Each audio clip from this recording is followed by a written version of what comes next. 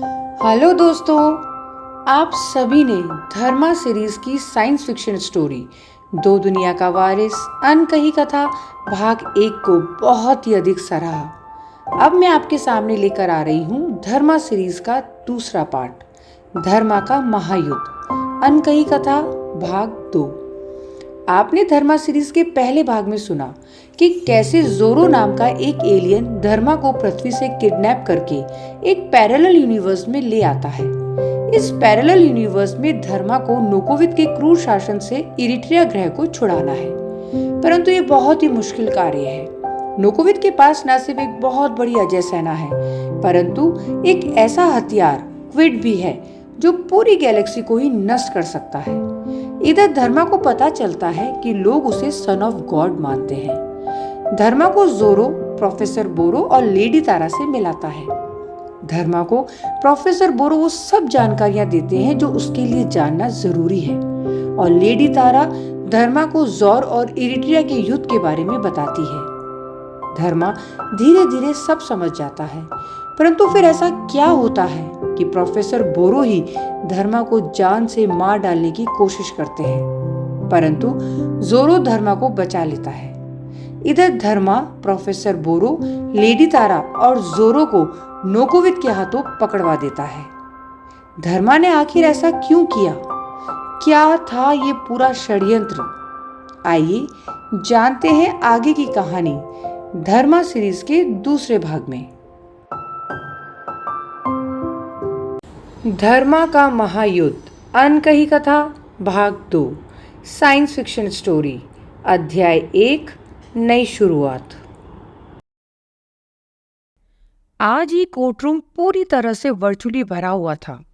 अनेक लोगों की होलोग्राफिक इमेजेस ने लॉगिन किया हुआ था और पूरे जौर साम्राज्य से अनेकों लोग इस मुकदमे को देखने के लिए बेताब थे। प्रोफेसर बोरो, लेडी तारा और जोरो, ये तीनों अपराधी जौर साम्राज्य में चर्चा का विषय थे। कुछ इन्हें बहुत ही हेय और नफरत की दृष्टि से देखते थे और कुछ के लिए वो हीरो थे। प्रोफेसर बोरो जौर प्लैनेट के कैपिटल सिटी नोडोल के किसी सिक्योर जेल में था और तारा और जोरो को किसी अन्य जेल में रखा गया था, और तीनों की होलोग्राफिक इमेजेस उस कोर्ट रूम में आरोपी के एक अलग कैबिन में थे। प्रोसिक्यूटर अपना पक्ष रखे, जज ने बहुत ही गंभीर स्वर में बोला।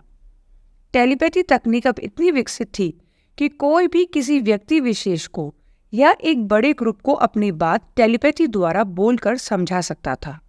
जज ने सभी लोगों को अपनी बात प्रेषित की थी। प्रोसिक्यूटर का आभासी प्रतिरूप अपने स्थान से खड़ा हुआ और उस स्थान पर आया जहां से वो जज को संबोधित कर सकता था। प्रोसिक्यूटर एक इक्रीमियन प्रजाति का मध्यम आयु का पुरुष था। वो बहुत ही सम्मानीय था और उसका रिकॉर्ड था कि वो पिछले अनेक वर्षों में शायद ही कोई मुकदमा हारा हो, और वो प्रोफेसर बोरो और उसके साथियों से बेइंतहा नफरत करता था। माई मैजेस्टी, ये केस बहुत ही सरल और सीधा है। ये तीनों अति क्रूर टेररिस्ट। प्रोसिक्यूटर अपनी बात रख ही रहा था कि जज ने उसे बीच में रोकते हुए बोला, इन आरोपी गणों का वकील कहाँ है? माय लॉर्ड, ये अपना केस खुद लड़ेंगे। आरोपी तारा इनकी तरफ से दलील पेश करेगी। प्रोसिक्यूटर बोला, ये क्या बकवास है? हम बेहद संगीन मामले के आरोपों की बात कर रहे हैं, और ऐसे में बिना वकील किसी भी अपराधी पर मुकदमा नहीं चलाया जा सकता। मैं आदेश देता हूं कि नोडोल शहर का कोई वकील जल्दी से इन आरोपियों की तरफ से अपना वकालतनामा पेश करे। प्रोसिक्यूटर थोड़ा हिचका और फिर बोला, सर, नोडोल शहर तो क्या, पूरे जौर प्लैनेट में कोई भी इन टेररिस्ट का केस नहीं लड़ेगा। तुम क्या जौर के न्यायशास्त्र को भूल गए हो? जज गुर्राया। किसी को भी जज ने किसी शब्द पर ज्यादा फोकस करते हुए बोला, बिना उचित ट्रायल के दंडित नहीं किया जा सकता। तुम ये निर्णय नहीं कर सकते कि ये टेररिस्ट है या नहीं। ये मेरा काम है। प्रोसिक्यूटर कुछ बोलना चाहता था, परंतु उससे पहले जज फिर बोला, मैं आदेश दे रहा हूं, जौर साम्राज्य के किसी भी प्लैनेट का कोई भी वकील इन आरोपीगण का केस लड़ सकता है। परंतु बिना किसी वकील के मैं ये मुकदमा आगे नहीं बढ़ाऊंगा। जज ने आदेश दिया और अपने दूसरे केस पर अग्रसर हो गया। सभी लोग सन रहे थे। ये जज बहुत ही न्यायप्रिय और अपने कर्तव्य के लिए निष्ठावान था। नोकोविद के प्रशासन में उन सभी लोगों के लिए जगह थी जो अपने कार्य में माहिर थे, चाहे फिर वो नोकोविद के खिलाफ ही निर्णय क्यों ना लें। नोकोविद का शासन तंत्र ना तो अंदर से खोखला था और ना ही उसमें कोई आंतरिक कलह था। धर्मा के लिए नोकोविद की चुनौती अत्यधिक कठिन होने वाली थी। प्रोफेसर बोरो, लेडी तारा और जोरो का कनेक्शन उस कोर्ट रूम से कट हो गया। बोरो के मन में कुछ बहुत खतरनाक चल रहा था। वो नोडोल शहर की किसी बहुत सिक्योर जेल में था और तारा और जोरो उसके साथ नहीं थे। बोरो को अब न सिर्फ नोकोविद से बदला लेना था, परंतु उस कल के छोकरे धर्मा को भी सबक सिखाना था, जिसने उसे नोकोविद के हाथों पकड़वा दिया था। क्या ये मर गया? मरियाना अपनी ब्लैक रॉक कार के ऑटोमेटिकली खुले गेट से बाहर आते हुए बोली। एल नीचे झुका और धर्मा के बेहोश शरीर को झंझोड़ने लगा। एल ने निराशा में सर हिलाया। मरियाना घबरा गई। वो घूप रात में एक अनजान सुनसान रास्ते में थे। हम यहाँ से भाग जाते हैं, एल बोला। पहले मुझे मेरे पिता से बात करने दो, मरियाना बोली। एल को मरियाना के पिता बिल्कुल भी पसंद नहीं थे और उसे मरियाना का बात बात में अपने पिता की सलाह लेना तो कतई पसंद नहीं था। परंतु इससे पहले एल कुछ बोलता, मरियाना ने ब्लैक रॉक कार को मानसिक संदेश दिया और उसके पिता से संबंध स्थापित हो गया। मरियाना के सामने उसके पिता की होलोग्राफिक इमेज आ चुकी थी। ये कौन है? मरियाना के पिता ने गुस्से में पूछा। ये एल है, मरियाना बोली। अरे मुझे पता है इस नमूने के बारे में, मैं इस बेहोश आदमी के बारे में पूछ रहा हूं। पता नहीं, कोई इक्रीमियन सा लग रहा है, मरियाना बोली। फ्लैशी भी तो हो सकता है, एल बीच में बोला। मूर्ख, मैं खुद एक फ्लैशी हूं। मुझे पता चल जाता है कौन फ्लैशी है और कौन नहीं। इसका खून का रंग बरगंडी है, फ्लैशी का कारमाइन होता है, मरियाना बोली।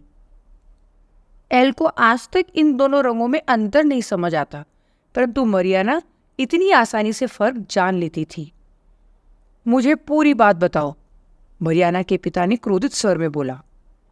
मैं और एल डिनर के बाद घूमने निकले थे और तभी ये आदमी हमारी कार के नीचे आ गया, मरियाना बोली। क्या? अचानक से तुम्हारी ब्लैक रॉक कार इस आदमी से भिड़ गई? मरियाना के पिता के स्वर में आक्रामकता और थोड़ी खुशी थी।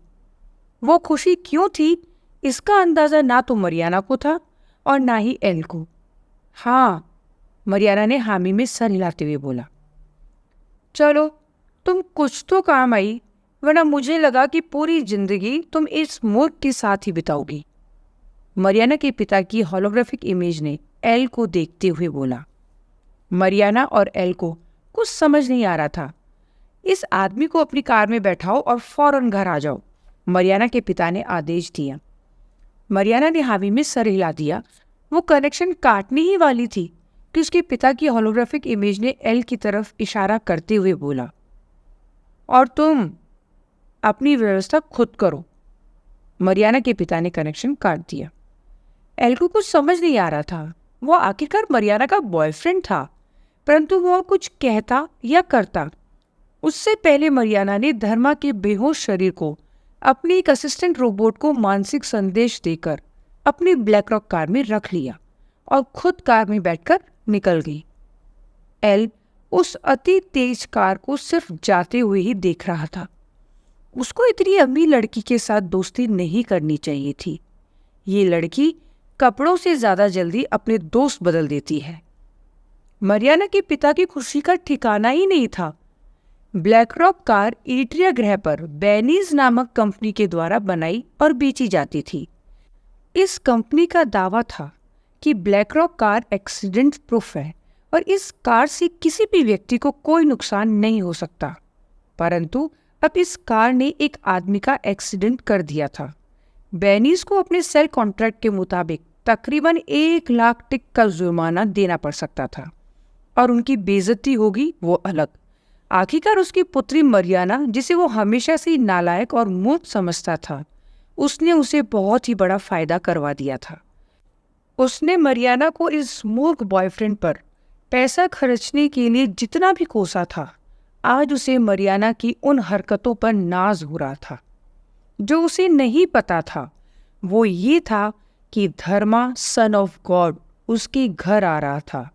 वो बेनीज कंपनी से मुआवजा लेने से कहीं ज्यादा बड़ी बात थी। बोरो, तुमसे मिलने के लिए एक लॉयर आया है। जेल के वार्डन की होलोग्राफिक इमेज ने बोरो के सेल से उसे सोते से उठाकर बोला। मैं किसी भी लॉयर से मिलने में इच्छुक नहीं हूं, बोरो ने जवाब दिया।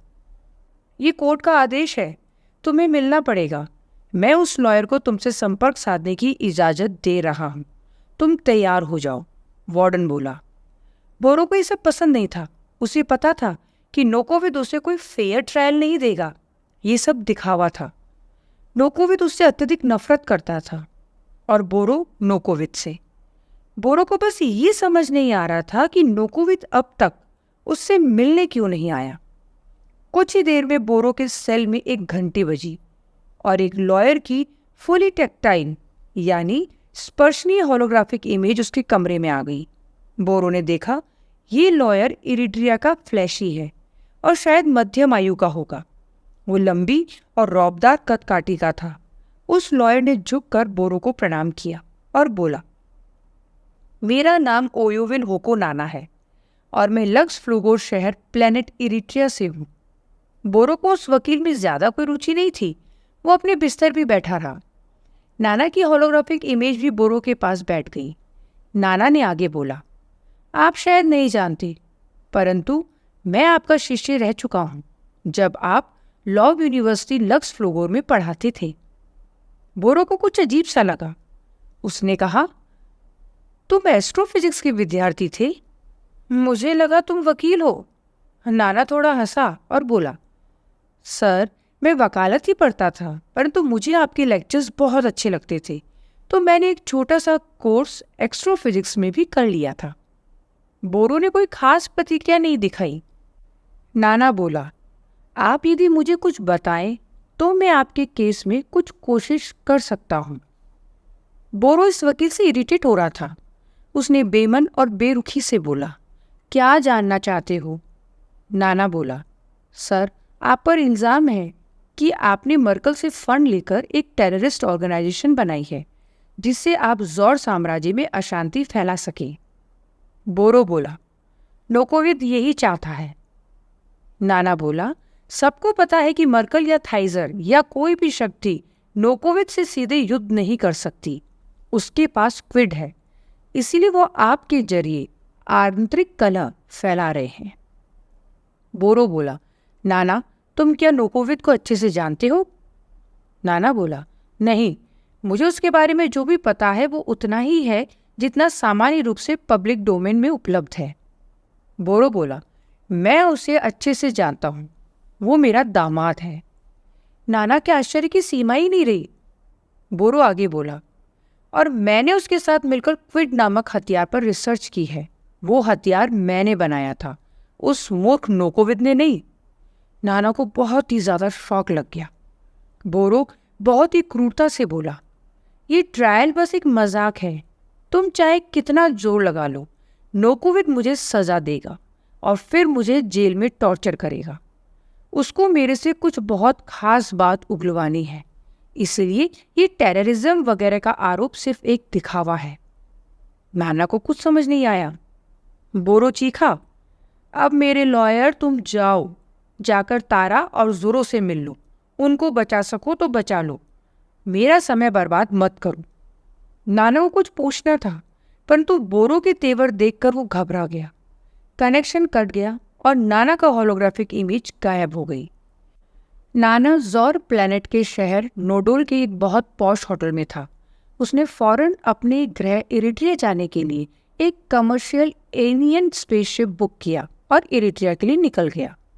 जौर से इरिट्रिया लगभग 1000 प्रकाश वर्ष दूर था, परंतु अब एलियन स्पेसशिप ये दूरी कुछ ही घंटों में तय कर देते थे।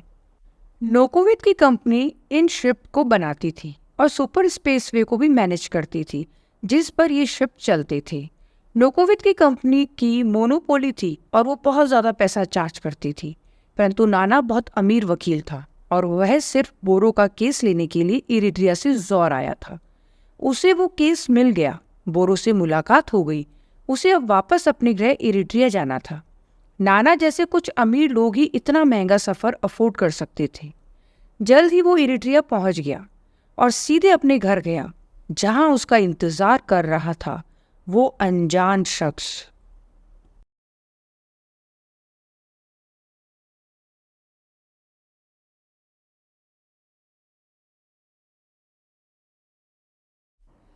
धर्मा का महायुद्ध, अनकही कथा, भाग 2, साइंस फिक्शन स्टोरी, अध्याय 2, नोकोविक कैद में।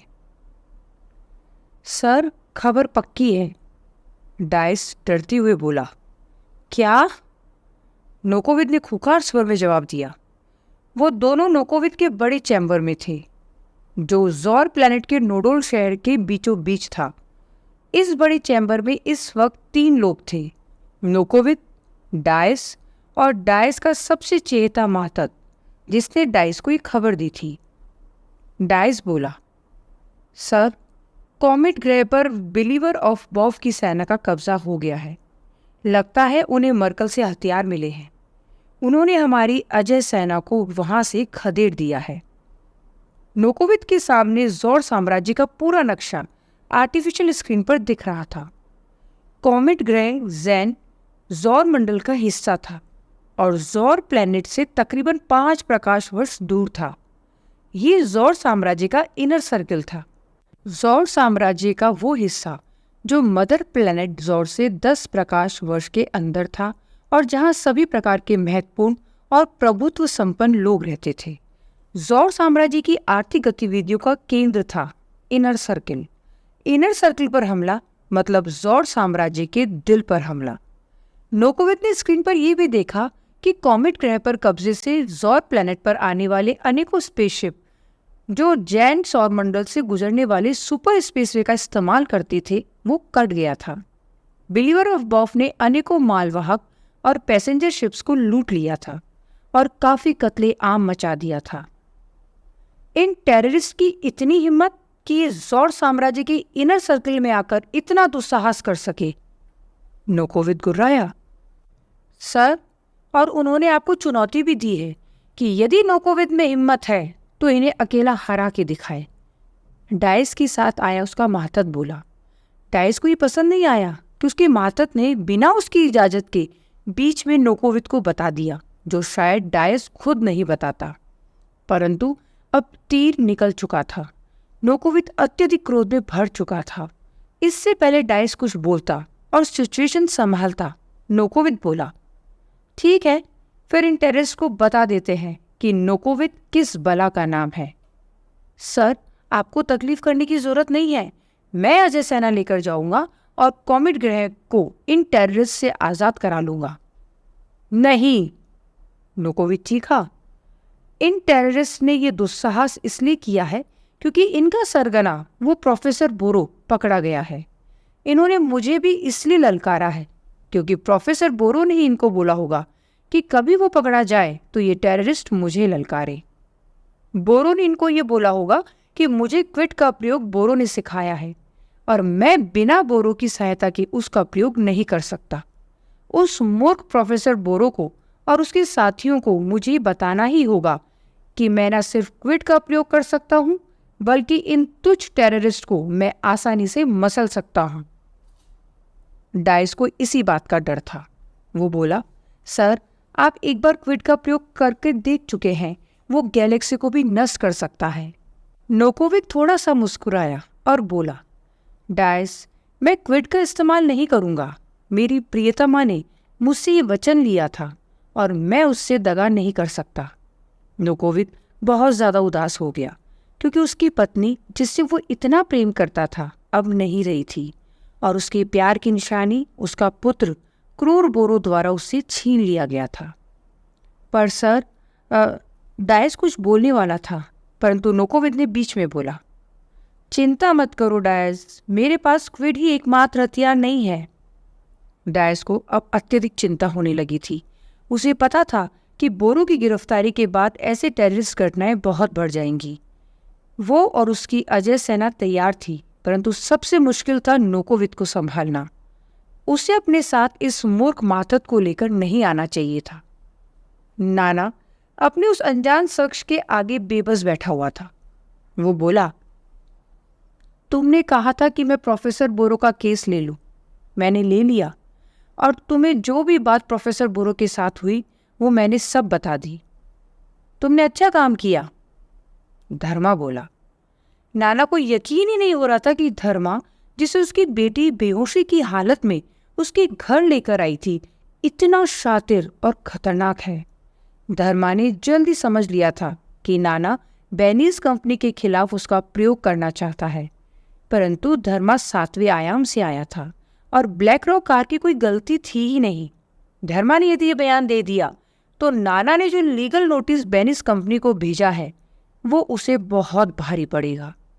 धर्मा ने नाना से वादा किया था कि यदि वो प्रोफेसर बोरो, लेडी तारा और जोरो का केस लड़े तो धर्मा उसे बेनीज कंपनी से बहुत बड़ा कंपनसेशन दिलवा देगा।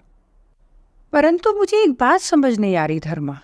इससे पहले वो आगे कुछ बोलता, धर्मा बोला कि मुझे प्रोफेसर बोरो में क्या इंटरेस्ट है।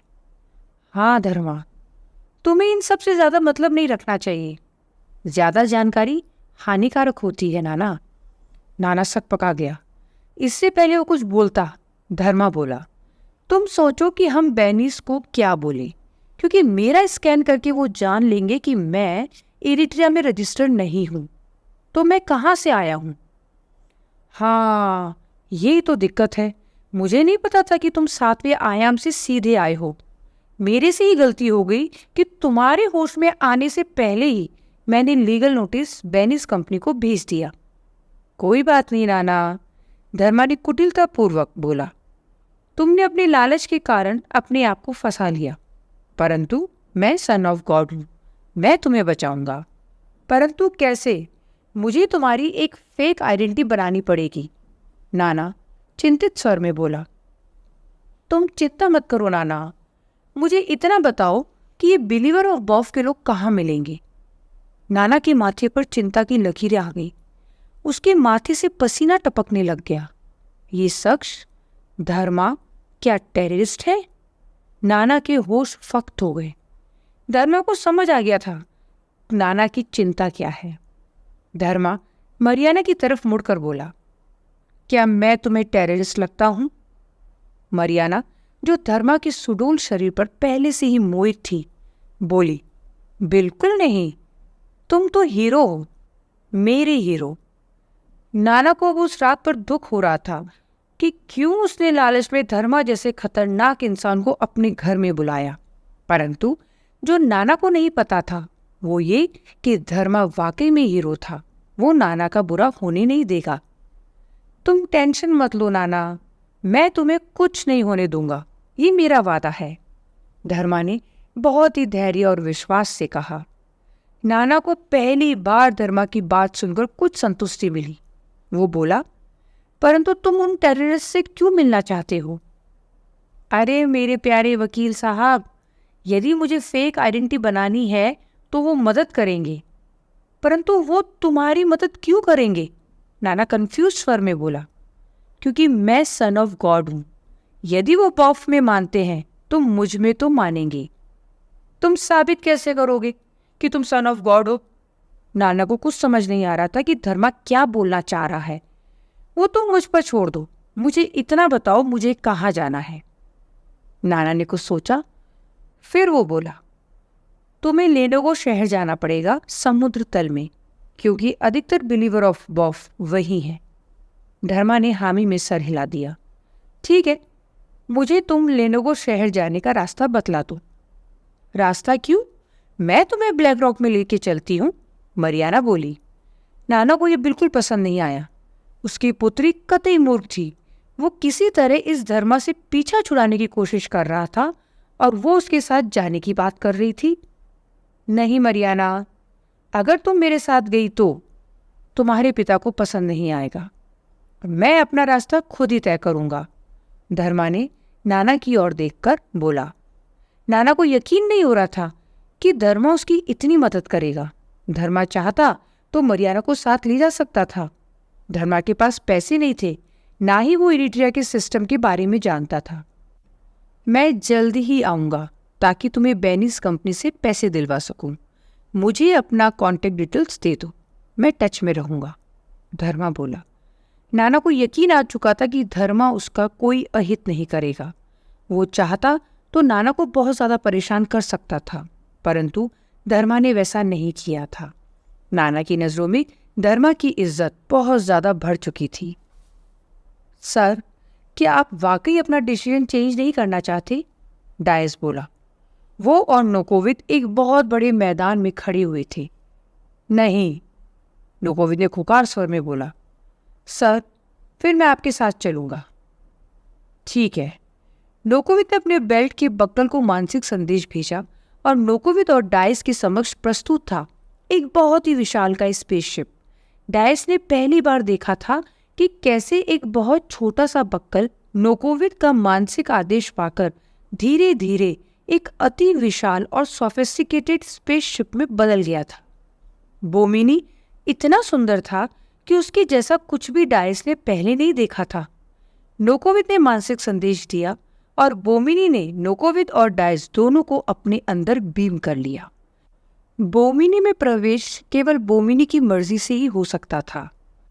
डायस नोकोविद के साथ बोमिनी के एक आलीशान कमरे में बैठा हुआ था। चारों ओर अजीब तरह के यंत्र जड़े हुए थे जो डायस की समझ से परे थे। नोकोविद ने मानसिक संदेश दिया और बोमिनी कुछ ही पलों में सौर प्लैनेट से बाहर उड़ान भर चुका था। बोमिनी ने जल्द ही सुपर स्पेस का रास्ता पकड़ लिया था और सौर मंडल को चीरता हुआ कुछ ही मिनटों में बोमिनी 5 प्रकाश वर्ष दूर कॉमेट ग्रह के पास पहुंच चुका था। नोकोविद ने मानसिक संदेश दिया, स्टेल्थ मोड एक्टिवेट करो। डायस को कुछ समझ नहीं आया। नोकोविद ने विस्मय से भरे डायस के कंधे पर हाथ रखते हुए बोला, अब दुश्मन का कोई भी रडार, लिडार या खोजी तंत्र हमें नहीं देख सकेगा। हम आसानी से दुश्मन की किलेबंदी को पार करते हुए अंदर तक चले जाएंगे। बोमिनी ने स्टेल्थ मोड एक्टिवेट कर दिया है। अब बोमिनी सुपर स्पेस वे से बाहर आ चुका था और धीरे धीरे कॉमेट ग्रह की ओर बढ़ रहा था। डायस के आश्चर्य की सीमा ही नहीं रही। डायस उस आलीशान कमरे में बैठा हुआ था, परंतु उसके अंदर एक अजीब सी बेचैनी थी। अनेकों स्वादिष्ट व्यंजन और पेय पदार्थ जो ड्रॉइड्स और रोबोट द्वारा पेश किए जा रहे थे उसके लिए बेमानी थे। वो बस अपने सामने मौजूद आर्टिफिशियल स्क्रीन के बाहर विजुअल्स देख रहा था। कॉमेट ग्रह के आसपास का पूरा हिस्सा एक वॉर जोन बना हुआ था। अनेकों वॉरशिप्स जो घातक हथियारों से लैस थे वहां पर मौजूद थे।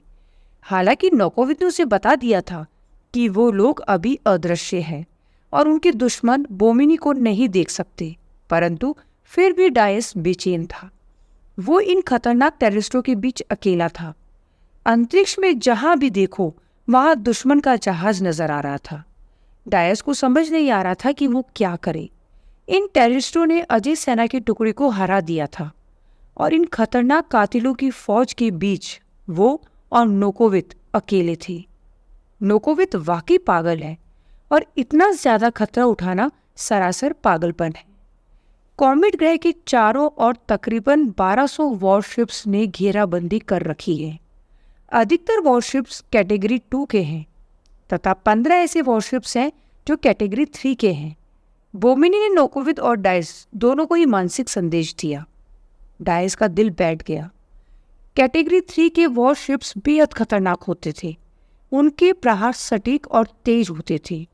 उनके लेजर फायर की गति प्रकाश की गति से अनेकों गुना तेज होती थी और बोमिनी में यदि नोकोविद भागने की कोशिश भी करे तो जब तक बोमिनी सुपर स्पेस वे तक पहुंचेगा कैटेगरी 3 शिप्स बोमिनी को नष्ट कर चुके होंगे। यहां से नोकोविद और वो अब जिंदा वापस नहीं जा सकते थे। डायस, इतनी चिंता करते हो, क्या जान इतनी प्यारी है? नोकोविद ने मुस्कुराते हुए कटाक्ष किया। डायस सकपका गया। सर, मैं जानता हूँ हम अदृश्य हैं, परंतु यदि किसी तरह इनको हमारी भनक लग गई तो हम यहाँ से वापस नहीं जा पाएंगे। हमें तुरंत वापस जाना चाहिए और पूरी अजय सेना के साथ आना चाहिए। डायस, नोकोविक खुकार स्वर में बोला, इन मूर्ख टेररिस्टों ने मुझे चुनौती दी है और आज इन्हें जान लेने दो कि नोकोविक किस बला का नाम है। नोकोविक के चेहरे पर एक अलग ही उत्तेजना और आंखों में अंगार भरी चमक थी। डायस का आधा मानव आधा मशीन शरीर इस वक्त डर से थर थर कांप रहा था, परंतु नोकोविक को किसी प्रकार की कोई चिंता न थी। धीरे धीरे बोमिनी उस किलाबंदी के अंदर घुस रहा था, एक के बाद एक वॉरशिप्स की परतों को पार करता हुआ अदृश्य बोमिनी कॉमेट ग्रह के बिल्कुल नजदीक जा पहुंचा। यदि नोकोविक और डायस बोमिनी के अलावा किसी और विमान में होते तो इतना आगे तक इतनी आसानी से नहीं आ सकते थे। घेराबंदी कुछ इस कदर पुख्ता थी कि अजय सेना जैसे माहिर सेना को भी इस किलेबंदी को तोड़ना बेहद दुर्बर होता। कई जहाज सर्कुलर फॉर्मेशन में थे और कोई भी इन्हें आसानी से पार नहीं कर सकता था। बोमिनी अदृश्य था और धीरे धीरे आगे बढ़ रहा था। जल्द ही वो लोग कॉमेट ग्रह के आंतरिक वातावरण में पहुंच गए थे। बोमिनी उस ग्रह के चारों ओर चक्कर काट रहा था और अनेकों फोटोग्राफ्स और वीडियो लेकर नोकोविद और डाइस को दिखा रहा था। नोकोविद ने देखा कि कॉमेट पर पूरी तरह से बिलीवर ऑफ बॉफ के टेररिस्ट का कब्जा हो चुका था। कॉमेट ग्रह के सारे मुख्य शहरों पर अब बिलीवर ऑफ बॉफ के टेररिस्ट थे। कॉमेट के लोग उनके अत्याचारों का शिकार हो रहे थे। नोकोविद को ये देखकर अत्यधिक दुख और ग्लानि हो रही थी कि उसके शासन में उसके साम्राज्य के लोगों पर ये टेररिस्ट अत्याचार कर रहे थे। डाइस भी अनेकों भयावह दृश्यों को देखकर दुख और गुस्से से भर उठा था। सर, हमारी अजय सेना इनसे इतनी आसानी से कैसे हार गई? क्योंकि डाइस, इन टेररिस्ट को मर्कल की गोल्डन आर्मी का सहयोग प्राप्त है। अजय सेना इन मूर्ख बिलीवर ऑफ बॉफ से नहीं हारी, अपितु मर्कल की गोल्डन आर्मी ने उन्हें हराया। ये टेररिस्ट वास्तव में मर्कल के अति प्रशिक्षित फाइटर हैं। परंतु सर, इन्हें आपका डर नहीं? उस टेररिस्ट सरगना बोरो और उसके परम साथी और मेरे कट्टर दुश्मन मर्कल को यकीन है कि मैं क्विड का प्रयोग नहीं करूंगा। सर, आप क्विड का प्रयोग कर सकते हैं, आपको कौन रोक सकता है? डायस किसी छोटे बच्चे की भांति विचलित होते हुए बोला। इस विशाल सेना दुश्मन के तार्किक व्यू और इन टेररिस्ट के अति क्रूर अत्याचारों से शोषित होती कॉमेट की सामान्य जनता को देख डायस अंदर तक हिल गया था। वो अभी तक क्विड के प्रयोग के बारे में सोचकर भी डर जाता था, परंतु अब वो खुद चाहता था कि नोकोविक क्विड का प्रयोग कर ले। नहीं डायस, मैंने मेरी पत्नी से वादा किया है। डायस का चेहरा लटक गया। वो सोचने लगा कि बिना क्विड के नोकोविक मर्कल को कैसे हराएगा। ये क्या मूर्खता भरा फैसला है। नोकोविक को समझ आ गया था कि डायस मर्कल के हथियारों से लेस इन टेररिस्ट से घबरा गया है। वो बेहद गंभीर स्वर में बोला, डायस, क्या तुम्हें मुझ पर विश्वास है? बिल्कुल सर। उसे थोड़ा सा आश्वासन मिला था। नोकोविद ने आज तक जो भी बोला था वो करके दिखाया था। यदि वो बोमिनी में उसे यहाँ लाया है तो शायद वो उसे सुरक्षित वापस भी ले जाएगा। बस, तो फिर तुम चिंता मत करो। नोकोविक का ये बोलना था कि तभी बोमिनी ने संदेश भेजा, स्टिल्थ मोड इन्वेडेड। डायस पूरी तरह से घबरा गया। ये कैसे हो सकता है? वो लोग दुश्मन सेना के बीचों बीच फंसे हुए थे। यदि उनका स्टिल्थ मोड इन्वेडेड हो गया तो वो लोग इतने क्रूर टेररिस्ट के बीच फंस जाएंगी। उनकी अजय सेना तो इस व्यू को भेद कर अंदर आने में बहुत समय लगा देगी। एक अनजान बहन ने डायस को बुरी तरह से भयभीत कर दिया था। नोकोविद अभी भी सामान्य था। तभी उन लोगों पर अनेकों हमले शुरू हो गए। बहुत सी कैटेगरी 2 वॉरशिप घेराबंदी करके बोमिनी पर हर तरफ से हमला कर रहे थे। बोमिनी ने उनका प्रत्युत्तर देना शुरू कर दिया। आर्टिफिशियल स्क्रीन पर युद्ध का पूर्ण विवरण नोकोविद और डायस को दिख रहा था। बोमिनी ऐसा लग रहा था कि टड्डी के एक बहुत बड़े समूह के बीच फंस गया था। बोमिनी चाहे कितना भी विकसित स्पेसशिप क्यों ना हो, इतने सारे कैटेगरी 2 वॉरशिप से वो अकेला नहीं लड़ पाएगा और जल्द ही वो कैटेगरी 3 वॉरशिप भी आ जाएंगे जो कॉमेट ग्रह के आखिरी सुरक्षा घेरे में तैनात थे। डायस को लग गया था कि नोकोविद ने बहुत बड़ी गलती कर दी थी। बोमिनी अब जल्द ही नष्ट होने वाला था। उन दोनों की मौत निश्चित थी। डायस को अब भी अपनी जान से ज्यादा नोकोविक की चिंता थी। क्या इस महान शासक का इतना क्रूर अंत होना था? इन टेररिस्ट के द्वारा एक बहुत दर्दनाक मौत?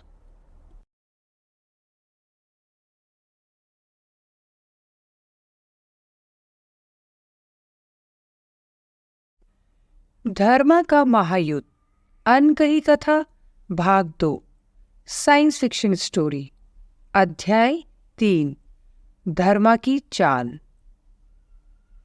धर्मा ने मरियाना से विदा ले ली थी और नाना के साथ वो एक public transport system train station पर आ चुका था। धर्मा ने देखा वो स्टेशन किसी अत्यधिक विकसित सभ्यता की ट्रेन स्टेशन जैसा था। अनेकों लोग दूर दूर के देश में जाने के लिए वहां खड़े थे। अनेकों रोबोट, ड्रॉइड्स वहां पर लोगों की मदद के लिए थे। सभी लोग अपने सामान को नैनो बैग्स में बहुत छोटे आकार का करके लाए थे। वो जब चाहे तब उन सामानों को अपनी मानसिक तरंगों द्वारा फिर से सामान्य कर सकते थे। नाना ने धर्मा को स्टेशन के बाहर ही छोड़ दिया। धर्मा, मैं तुम्हारे लिए टिकट खरीद तो लेता, परंतु मेरे पास तुम्हारी डिटेल्स नहीं है। बिना उसके टिकट नहीं मिल सकता। नाना थोड़े उदास होते हुए बोला। हाँ नाना, मुझे तुम बता चुके हो। तुम मुझे पैसे भी नहीं दे सकते, क्योंकि टिक, जो फ्रान गैलेक्सी की यूनिवर्सल करेंसी है, वो भी तभी एक व्यक्ति से दूसरे व्यक्ति को ट्रांसफर होती है जब उस व्यक्ति का कोई रिकॉर्ड होता है। धर्मा शांत स्वभाव से बोला। हाँ धर्मा, मैं बस तुम्हें यहाँ छोड़ के जा सकता हूँ। अब तुम कैसे यहाँ से ये एक्सप्रेस ट्रेन पकड़कर लेनोगे जाओगे और बिना टिक के क्या करोगे, मुझे नहीं पता। नाना बोझिल मन से बोला। तुम ये मुझ पर छोड़ दो, मैंने कुछ सोच रखा है। नाना के आश्चर्य की सीमा ही नहीं रही। मैं कुछ समझा नहीं। तुमने मुझसे झूठ बोला था कि लेनोगे शहर में बिलीवर ऑफ बर्फ मिलेंगे। धर्मा ने शांत भाव से बोला। नाना के होश उड़ गए। ये धर्मा किस बला का नाम है? कौन है ये, और इसे सब कुछ कैसे पता होता है? मुझे माफ कर दो धर्मा, मैं डर गया था। नाना गिड़गिड़ाते हुए बोला। कोई बात नहीं, तुम्हें नहीं पता, परंतु प्रोफेसर बोरो ने मुझे सेरिब्रल ट्रांसफर द्वारा बहुत सा ज्ञान दिया है। मुझे पता है बिलीवर ऑफ बर्फ तक कैसे पहुंचना है। मैं तो सिर्फ इस ट्रेन स्टेशन तक आना चाहता था। नाना को कुछ समझ नहीं आ रहा था। क्या धर्मा उस टेररिस्ट बोरो से मिला हुआ है, इसलिए धर्मा बोरो को बचाने के लिए नाना से उसका केस लड़वा रहा था? इतना जोर मत डालो दिमाग पर, धर्मा कुटिलतापूर्वक मुस्कुराते हुए बोला। धर्मा, मुझे वाकई में माफ कर दो। अब से जो तुम बोलोगे मैं वो ही करूँगा और कभी तुमसे झूठ नहीं बोलूँगा। नाना रुआ से भरे स्वर में बोला। ठीक है, तुम प्रोफेसर बोरो, लेडी तारा और जोरो के केस पर ध्यान दो। अपना बेस्ट दो। मैं तुमसे मिलता रहूँगा। नाना ने हामी में सर हिलाया। धर्मा ने नाना को जाने का इशारा किया और खुद ट्रेन स्टेशन के अंदर चला गया। धर्मा को अकेले ही अंदर जाना था। धर्मा के पास ना तो पहचान थी और ना ही फ्रान गैलेक्सी की करेंसी टिक। फ्रान गैलेक्सी में मानसिक संदेश द्वारा हर व्यक्ति के अंदर फिट हुए चिप सेट से ही करेंसी का आदान प्रदान होता था। इसलिए हर व्यक्ति की एक विशेष पहचान होती थी और वो पहचान टाइमेक्स में रजिस्टर होती थी। चाहे कोई भी हो, जो भी फ्रान गैलेक्सी में पैदा हुआ था, उसकी विशेष पहचान टाइमेक्स में रजिस्टर थी। परंतु धर्मा सन ऑफ गॉड था और उसे किसी और पहचान की जरूरत नहीं थी। धर्मा जानता था कि उसकी कोई पहचान नहीं है और ना ही उसके पास कोई पैसे हैं, और वो यदि ट्रेन स्टेशन के अंदर गया तो पकड़ा जाएगा। फिर भी उसने ट्रेन स्टेशन में जाने का फैसला किया था। नाना को भी पता था कि धर्मा जल्द ही पकड़ा जाएगा और वो फौरन वहां से भाग गया था। उसे टेररिस्ट की झमेले में नहीं पड़ना था। उसने अपने लालच के चक्कर में अपने आप को बहुत बड़े कुचक्र में फंसा लिया था। अब उसे मरियाना से ज्यादा अपने आप से ग्लानि हो रही थी। धर्मा जैसे ही उस विशालकाय और भव्य ट्रेन स्टेशन की मेन एंट्री में घुसा तो वहां मौजूद द्वारपाल रोबोट ने उसे स्कैन किया और रोक लिया। तुम इरिट्रिया से नहीं हो, ना ही तुम्हारे इरिट्रिया आने की जानकारी सिस्टम में है। रोबोट बोला। हाँ, मैं इरिट्रिया से नहीं हूँ। मैं 7वें आयाम से सीधे यहाँ टेलीपोर्ट हुआ हूँ। 7वें आयाम से? वो क्या है? रोबोट ने प्रश्न पूछा। मतलब एक ईथर ने मुझे यहाँ भेजा है। धर्मा ने शांत स्वभाव से उत्तर दिया। कुछ गड़बड़ है। मैं तुम्हें अरेस्ट कर रहा हूँ। जब तक पुलिस इंचार्ज नहीं आते तुम मेरी गिरफ्त में हो। साइड में हट जाओ, रोबोट ने बोला और एक लेजर तरंग से धर्मा को लेजर रस्सी से बांध दिया। उस रोबोट ने रस्सी को खींचकर धर्मा को एक तरफ किया और एक छोटे से कैबिन के अंदर डाल दिया। वहां खड़े सभी लोग, जिसमें बहुत से फ्लैशी, एंजेलन, सेंटोर और इक्वैन थे, सब हतप्रत रह गए। धर्मा ने सभी को टेलीपैथी की। मैं हूं सन ऑफ गॉड। मैं 7वें आयाम से आया हूं आप सभी को आजाद करवाने। सभी लोगों को बहुत ही आश्चर्य होने लगा। वहां खड़े रोबोट गार्ड ने धर्मा को एक मुक्का मारा। धर्मा की चीख निकल गई। ऐसी बातें मत करो। तुम्हें अभी कुछ भी बोलने की इजाजत नहीं है। पुलिस को बोलना, रोबोट ने गुस्से में बोला। धर्मा फिर भी नहीं माना। उसने फिर से टेलीपैथी की। मैं आप सबको इस क्रूर शासन से मुक्ति दिलवाऊंगा। एक इंजन यात्री हंसते हुए बोला। पहले अपने आप को तो मुक्त कर ले। वो जोर जोर से हंसने लगा और उसके साथ बाकी यात्री भी जोर जोर से हंसने लगे। रोबोट को समझ नहीं आ रहा था कि वो क्या करे। धर्मा ने सभी को टेलीपैथी की। यदि मैं झूठ बोल रहा हूं तो बताओ कि मैं इरिट्रिया की इतनी कड़ी सुरक्षा में कहां से आ गया। क्या आप में से किसी ने भी अनजान स्पेसशिप की इरिट्रिया पर लैंडिंग की कोई खबर सुनी? अभी मेरे स्कैन ने इस रोबोट को बता दिया है कि मैं ना तो इरिट्रिया का वासी हूं और ना ही मेरे किसी ग्रह से आने का कोई ट्रेस है। मैं 7वें आयाम से आया हूं। एक ईथर ने मुझे मेरे कहने पर यहां भेजा है। कुछ लोगों की हंसी रुक गई थी। वो सब उस पागल व्यक्ति को, जो शायद फ्लैशी होगा या कोई एक्रीमियन, को एकटक देखने लग गए। बहुत से लोगों ने उसे घेर लिया। कई लोगों ने धर्मा की रिकॉर्डिंग करनी चालू कर दी। ये रोज रोज नहीं होता कि कोई अपने आप को सन ऑफ गॉड कहे। बहुत से लोग जो बॉफ में मानते थे वो भी वहां जमा हो गए थे। इरिट्रिया पर नोकोविद के शासन से पहले बॉफ बहुत ज्यादा प्रचलित था। और न सिर्फ इरिट्रिया पर, परंतु कोलार्क ने बॉफ को फ्रान गैलेक्सी के अनेकों ग्रहों पर फैला दिया था। बहुत समय तक कोलार्क फ्रान गैलेक्सी का सबसे ज्यादा अमीर और प्रभावशाली व्यक्ति था। उन लोगों ने धर्मा से बहुत से प्रश्न पूछने चालू कर दिए। एक ने पूछा, तुम अपने आप को सन ऑफ गॉड बता रहे हो, क्या तुमने बॉफ पढ़ी है? धर्मा ने जवाब दिया, नहीं, अभी नहीं पढ़ी। मुझे पहले इरिट्रिया को मुक्त करना है, फिर शायद मैं पढ़ूंगा। कुछ लोग जोर जोर से हंसने लगे। इस मूर्ख व्यक्ति ने बॉफ पढ़ी भी नहीं और ऐसे बोल रहा है जैसे वाकई में सन ऑफ गॉड हो। वहीं उपस्थित एक मीडिया कर्मी ने पूछा, तो कैसे तुम सन ऑफ गॉड हुए? और चलो मान भी ले तो भी तुम अपने आप को इस रोबोट से नहीं छुड़ा पा रहे हो, तो अजय सेना से क्या मुकाबला करोगे? धर्मा बहुत ही सहजता और विश्वास से बोला, मैं चाहूं तो अपने आप को मुक्त करा सकता हूं, परंतु मैं अभी उन लोगों की परीक्षा ले रहा हूं जो मुझ में मानते हैं। मैं देखना चाहता हूं कि क्या वो अपना कर्तव्य निभाते हैं। एक एक्वेन ने पूछा, तुम चाहो तो मैं तुम्हें अपने साथ लेनोगो ले जा सकता हूं, तुम्हें खाना भी दूंगा, परंतु तुम सच बताओ, तुम कौन हो? मैं सच ही बोल रहा हूं। चाहे मेरा कोई भी टेस्ट करा लो, मैं फ्रान गैलेक्सी में कहीं रजिस्टर्ड नहीं हूं। मैं फ्रान गैलेक्सी में पला बड़ा भी नहीं हूं। ईथर, जो तुम लोगों के लिए भगवान तुल्य हैं, शायद ही फ्रान गैलेक्सी का कोई भी व्यक्ति मिला हो। मुझे उन्होंने पाला है। मेरी माता का नाम सोना है, जो एक ईथर है।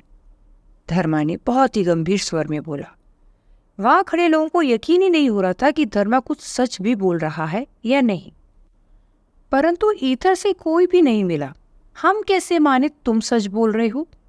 एक अन्य व्यक्ति ने बोला। तो बताओ, मैं इरिट्रिया ग्रह पर कैसे आ गया? क्या मैं इरिट्रिया ग्रह की अजय सेना को छकाने में कामयाब हो सकता हूं? और मैं ना तो मर्गल साम्राज्य में और ना ही कहीं और रजिस्टर हूँ।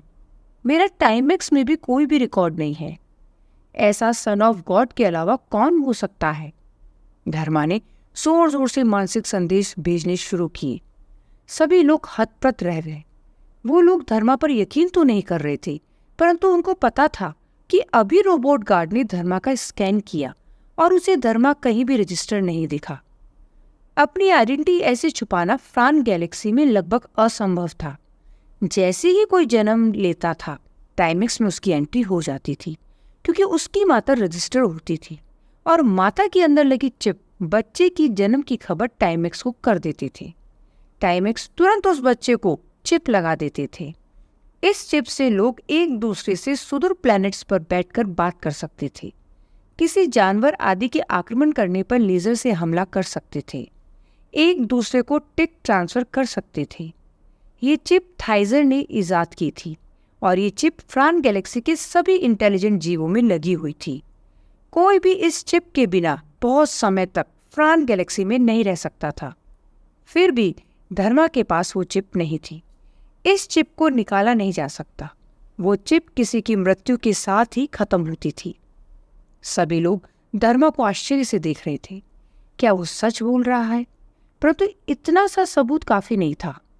लोग अभी इसी उधेड़बुन में थे कि धर्मा से क्या पूछना है। तभी वहां लोकल पुलिस आ गई और उन्होंने उस लेजर रस्सी में जकड़े धर्मा को अपने साथ उठा लिया और अपनी पुलिस की एक पेंटागन आकार की लंबी सी गाड़ी में बैठा दिया। धर्मा ने देखा 2 पुलिस वाले थे, शायद एंजेलिन प्रजाति के, और साथ ही उनके 2 रोबोट असिस्टेंट थे। धर्मा ने बिना किसी प्रतिकार के पेंटागन रूपी बड़ी गाड़ी में बैठना स्वीकार कर लिया। धर्मा व अन्य के अंदर आते ही उस गाड़ी का ऊपरी कवर अपने आप बंद हो गया और वो गाड़ी तेजी से अपने गंतव्य के लिए निकल गई।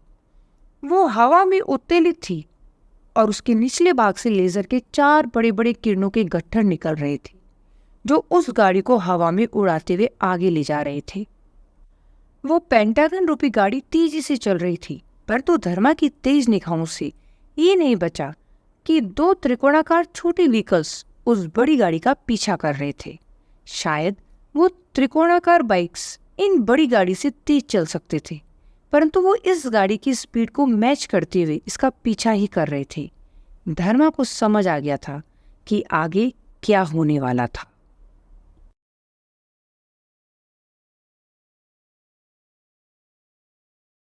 धर्मा का महायुद्ध, अनकही कथा, भाग 2, साइंस फिक्शन स्टोरी, अध्याय 4, नोकोविद का प्लान।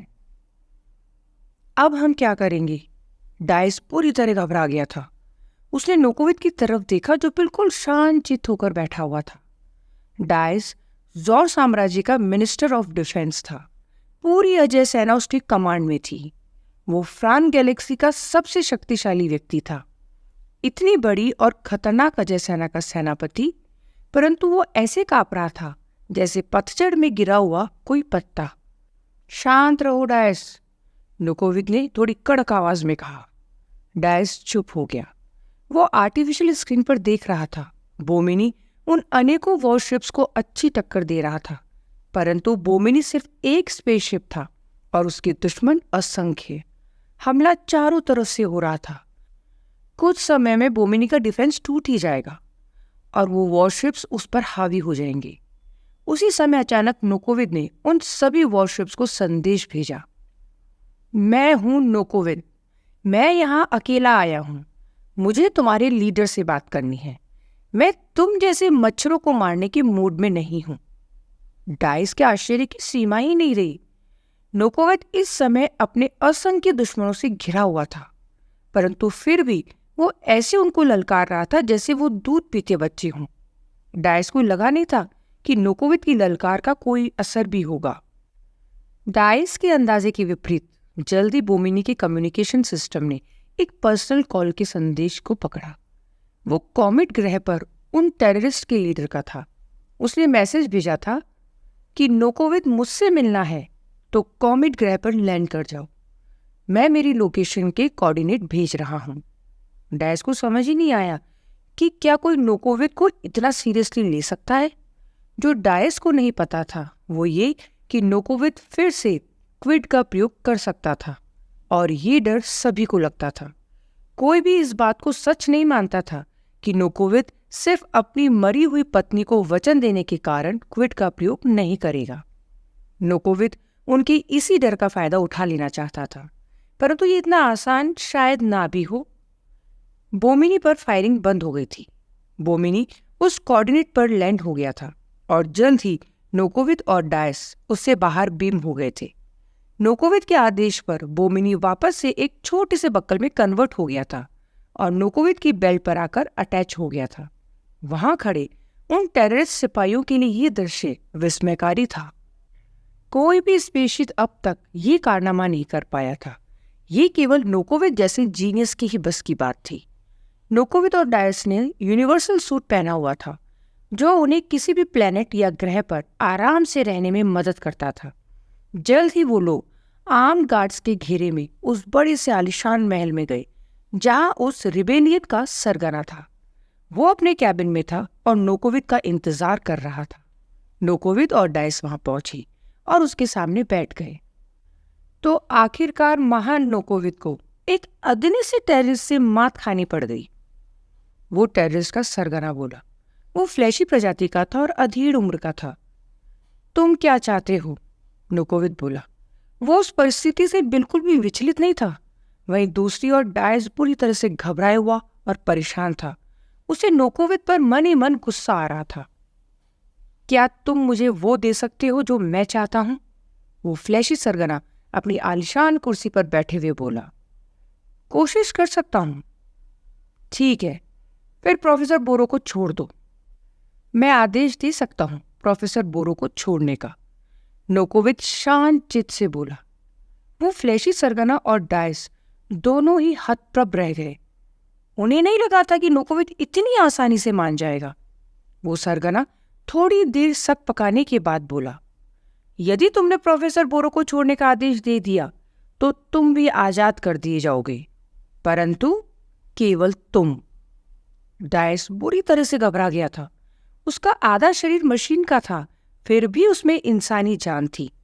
नोकोविक उसकी जान बचाने की कोशिश नहीं करेगा, उसे पूरा यकीन था। ठीक है, बात कराओ मेरी, नोकोविक बोला। नहीं, फ्लैशी सरगना चीखा। वो आशंकित था कि नोकोविक इतनी आसानी से कैसे मान गया। जरूर ये नोकोविक की कोई चाल है। तुम्हारे पास बोमिनी है, तुम उससे बात करो। तुम बोमिनी के बारे में जानते हो? नोकोविक ने आश्चर्य से पूछा। कौन नहीं जानता? सरगना खिसियाते हुए बोला। ठीक है, तो हम बाहर चलते हैं और बोमिनी में बैठकर बात करते हैं। फ्लैशी सरगना थोड़ा सोच में पड़ गया। फिर उसने सोचा कि यदि बोमिनी में बैठकर नोकोविक को भाग सकता था तो वो पहले ही भाग जाता। यहां आने का खतरा क्यों उठाता? वो सरगना, उसके कुछ सिपाही, नोकोविक और डायस बाहर आ गए। नोकोविक ने खुले मैदान में मानसिक संदेश दिया। उसकी बेल्ट का बक्कल एक बहुत ही बड़ी स्पेसशिप में बदल गया। उस फ्लैशी सरगना के लिए ये दृश्य किसी अजूबे से कम नहीं था। बोमिनी बेमिसाल स्पेसशिप था और उसका आकर्षक डिजाइन और रूप किसी को भी मोह सकता था। नोकोविक ने कमांड दिया और वो डायस तथा फ्लैशी सरगना तीनों बोमिनी के अंदर बीम हो गए। ये क्या कर रहे हो? फ्लैशी सरगना सकपकाते हुए बोला। मैं तुम्हारे सामने बात करूंगा, परंतु मेरे लोग नीचे कंफ्यूज हो रहे होंगे। तुमने मुझे उनसे बात करने का मौका ही नहीं दिया। फ्लैशी सरगना बोला। कोई बात नहीं, अब कर लो। उसने बोमिनी को मानसिक संदेश दिया और बोमिनी ने फ्लैशी सरगना का कनेक्शन नीचे उसके साथियों से करवा दिया। बोमिनी इस वक्त जमीन से तकरीबन 15,000 फीट ऊपर उड़ रहा था। साथियों, मैं ठीक हूं। नोकोविक अपने लोगों से बोमिनी के जरिए बात कर रहा है। फ्लैशी सरगना ने अपने आदमियों को संदेश भेजा। उसके साथियों की जान में जान आ गई। उन्हें लगा कि नोकोविक ने उनके लीडर को किडनैप तो नहीं कर लिया। तुम अपने लोगों से बात करो, सरगना चीखा। हालांकि उसके मन में अब तक एक अजीब सा डर बैठ गया था। वो अभी कॉमेट में ही था, वो ग्रह जहां उसने त्राही त्राही मचा रखी थी और उसकी पूरी फौज ने घेराबंदी कर रखी थी। अजय सेना भी आसानी से वहां नहीं आ सकती थी। फिर भी उसका मन बैठा जा रहा था। पता नहीं क्यों नोकोविद के सामने उसे ऐसा लग रहा था कि कैद में वो है, नोकोविद नहीं। ये था नोकोविद की पर्सनैलिटी का प्रभाव। उसके प्रतिद्वंदी और दुश्मन हमेशा ही उससे डर कर रहते थे। नोकोविद ने बोमिनी को आदेश दिया और जॉर प्लैनेट से संबंध स्थापित हो गया। क्योंकि जॉर प्लैनेट तकरीबन 5 प्रकाश वर्ष दूर था, इसीलिए बाद में कुछ पलों का लेग था। प्रोफेसर बोरो को छोड़ दो। सर, मामला कोर्ट में है, हम कुछ नहीं कर सकते, नोकोविद के असिस्टेंट ने जवाब दिया। ठीक है, नोकोविद बोला और संबंध कट गया। ये क्या बकवास है? फ्लैशी सरगना गुस्से में चिल्लाया। तुमने कहा था तुम प्रोफेसर बोरो को छोड़ दोगे। नहीं, नोकोविद ने ना में सर हिलाया। मैंने कहा था मैं प्रोफेसर बोरो को छोड़ने के लिए आदेश दूंगा। मैंने बोल दिया, परंतु तुम्हारे उस अदृश्य असिस्टेंट ने मना कर दिया। ये कैसा आदेश हुआ? डायस के चेहरे पर हंसी आ गई। वो पिछले कुछ घंटों में पहली बार थोड़ा नॉर्मल हुआ था। अब उसे घबराहट नहीं हो रही थी। जॉर में सभी लोगों को अलग अलग अधिकार है, नोकोविद शांत चित्त से बोला। समझ गया। सरगना उठ खड़ा हुआ और अपनी लेजर गन नोकोविद पर तान दी। तुम्हारी नीयत में खोट था, परंतु तुम भूल गए कि तुम कहाँ हो। मूर्ख, नोकोविद बहुत जोर से चिल्लाया। तू भूल गया कि तू कहाँ है और किससे बात कर रहा है। नोकोविद ने एक मानसिक संदेश दिया और बोमिनी के अंदर किसी गुप्त स्थान से एक लेजर किरण निकली और उस सरगना के हाथ को चीरती हुई चली गई। उस किरण के द्वारा उसका दायां हाथ कलाई से काट लिया गया था। वो सरगना बुरी तरह से करा उठा। डायस ने नोकोविद से पूछा, हम अब भी कॉमेट में हैं? नोकोविद चीखा, परंतु हम अब बोमिनी के अंदर हैं। बोमिनी के अंदर क्या हो रहा है किसी को नहीं पता। इस मूर्ख ने अभी बाहर बताया कि हम जोर से बात कर रहे हैं। अब हम इसे तड़पते हुए मरते देखेंगे और फिर यहां से निकल जाएंगे। तुम नहीं निकल पाओगे, सरगना चिल्लाया। निकल पाएंगे। बोमी ने तुम्हारा डीएनए स्टडी कर लिया है। वो तुम्हारी आवाज, शक्ल आदि सब कुछ को इमिटेट कर सकता है। तुम्हारे लोगों को पता भी नहीं चलेगा कि तुम मर चुके हो। नोकोविद गुर्राया और जोर जोर से हंसने लगा। उस सरगना का डर सच हो गया था। उसे बोमिनी में आते ही लग गया था कि वो नोकोविद के चुंगल में फंस चुका है। प्लीज मुझे मत मारो, सरगना बोला। उसकी हालत कुछ मिनटों में इतनी दयनीय हो गई थी कि उस पर डायस को भी दया आने लग गई थी। ठीक है बोमिनी, तुम इन लोगों को एक संदेश भेजो कि इनके सरगना के आदेश से हम जोर जा रहे हैं। बोमिनी ने सरगना की आवाज में उसके साथियों से बात की और बोला कि वो कॉमेट ग्रह से बाहर जा रहे हैं। उन लोगों को यकीन ही नहीं हुआ, परंतु बोमिनी ने उन लोगों के सभी प्रश्नों के उत्तर दे दिए, यहाँ तक कि उन प्रश्नों के भी जो केवल वो सरगना ही जानता था। और वो कोड जिससे उसके लोगों को यकीन हो गया कि वो सुरक्षित है और उसके आदेश पर ही नोकोविद उसे कॉमेट ग्रह से बाहर ले जा रहा है। टेररिस्ट की सेना अपने सामने बोमिनी को उनकी सुरक्षा घेरे से चुपचाप बाहर जाते हुए देखती रही और इससे पहले कि वो कुछ समझ पाते, एक बहुत बड़ी अजय सेना की टुकड़ी ने उन पर हमला कर दिया। वो उस हमले की आशा बिल्कुल नहीं कर रहे थे। बोमिनी ने अजय सेना को संदेश भेज दिया था कि कहाँ पर और कैसे हमला करना है। इधर उस हमले से वो टेररिस्ट जूझ रहे थे और बोमिनी चुपचाप सुपर स्पेस वे से होता हुआ कुछ मिनटों में ही जॉर प्लैनेट पर पहुंच चुका था।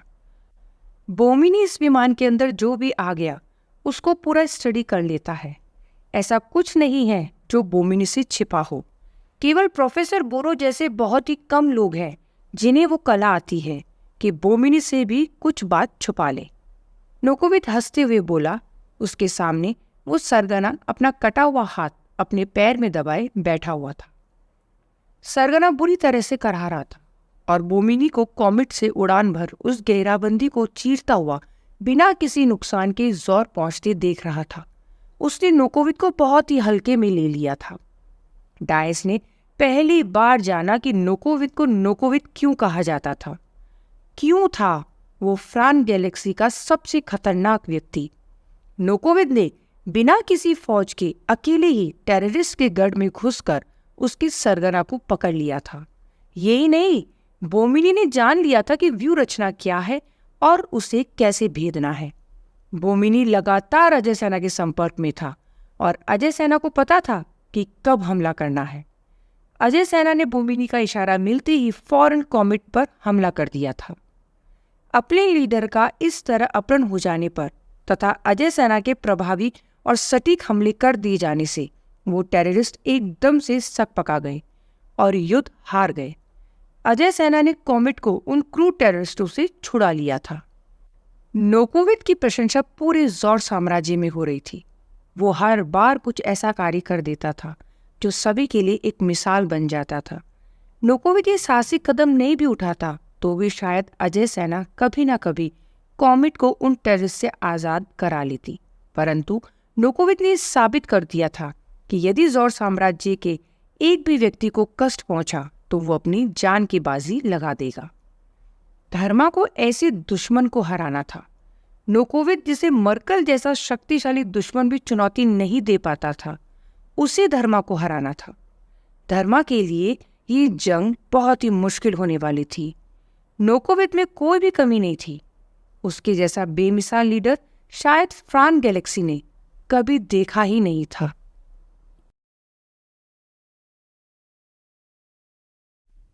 धर्मा का महायुद्ध, अनकही कथा, भाग 2, साइंस फिक्शन स्टोरी। अध्याय 5, सन ऑफ गॉड। धर्मा फिलहाल अपनी ही मुसीबत में फंसा हुआ था। वो उस पेंटागन रूपी व्हीकल में कैद किसी अनजान स्थान की ओर जा रहा था। तभी वो 2 त्रिकोणाकार व्हीकल जो उस पेंटागन व्हीकल का पीछा कर रहे थे और हवा में तकरीबन 25 फीट ऊपर उड़ रहे थे, उन्होंने उस पेंटागन व्हीकल पर जोरदार लेजर से प्रहार किया। पेंटागन व्हीकल हवा में 25 फीट ऊपर से लड़खड़ाते हुए जमीन पर क्रैश हो गया और धर्मा उसमें से निकलकर बाहर गिर गया। इससे पहले धर्मा को समझता या वो पुलिस वाले जो उस पेंटागन व्हीकल में थे, वो त्रिकोणाकार बाइक धर्मा के पास आई और अपनी लेजर तलवार से धर्मा की लेजर रस्सी काट दी। उस बाइक सवार ने धर्मा को टेलीपैथी द्वारा बोला, जल्दी बाइक पर बैठो। धर्मा उचक कर बाइक पर बैठ गया और वो बाइक मुड़कर वहां से भाग गई। पेंटागन में जो पुलिस वाले थे, उन्होंने उस बाइक पर फायर करने के लिए बंदूकें निकाली, परंतु तब तक दूसरी बाइक पर सवार व्यक्ति ने उन पर हल्ला बोल दिया। उसने दनादन फायर चालू कर दिए और पुलिस वालों को यहाँ वहां भागने पर मजबूर कर दिया। मौका देखते ही वो दूसरा बाइक वाला भी वहां से फरार हो गया। धर्मा को उन 2 बाइक वालों ने पुलिस की कैद से छुड़ा लिया था। धर्मा का दाव सही पड़ गया था। उसे पता था कि बिलीवर ऑफ बफ उसे बचा ही लेंगे। धर्मा बहुत ही शातिर और समझदार था। नोकोविद को जो टक्कर देने की सोच रहा हो, उसे इतना शातिर तो होना ही होगा। धर्मा ने अपने बाइक के ड्राइवर से पूछा, कौन हो तुम? मेरे मालिक आपके सभी सवालों का जवाब आगामी देव देंगे। उस बाइक ड्राइवर ने बहुत ही विनम्रता से जवाब दिया और अपनी बाइक को यहाँ वहां घुमाता हुआ एक घाटी में ले आया।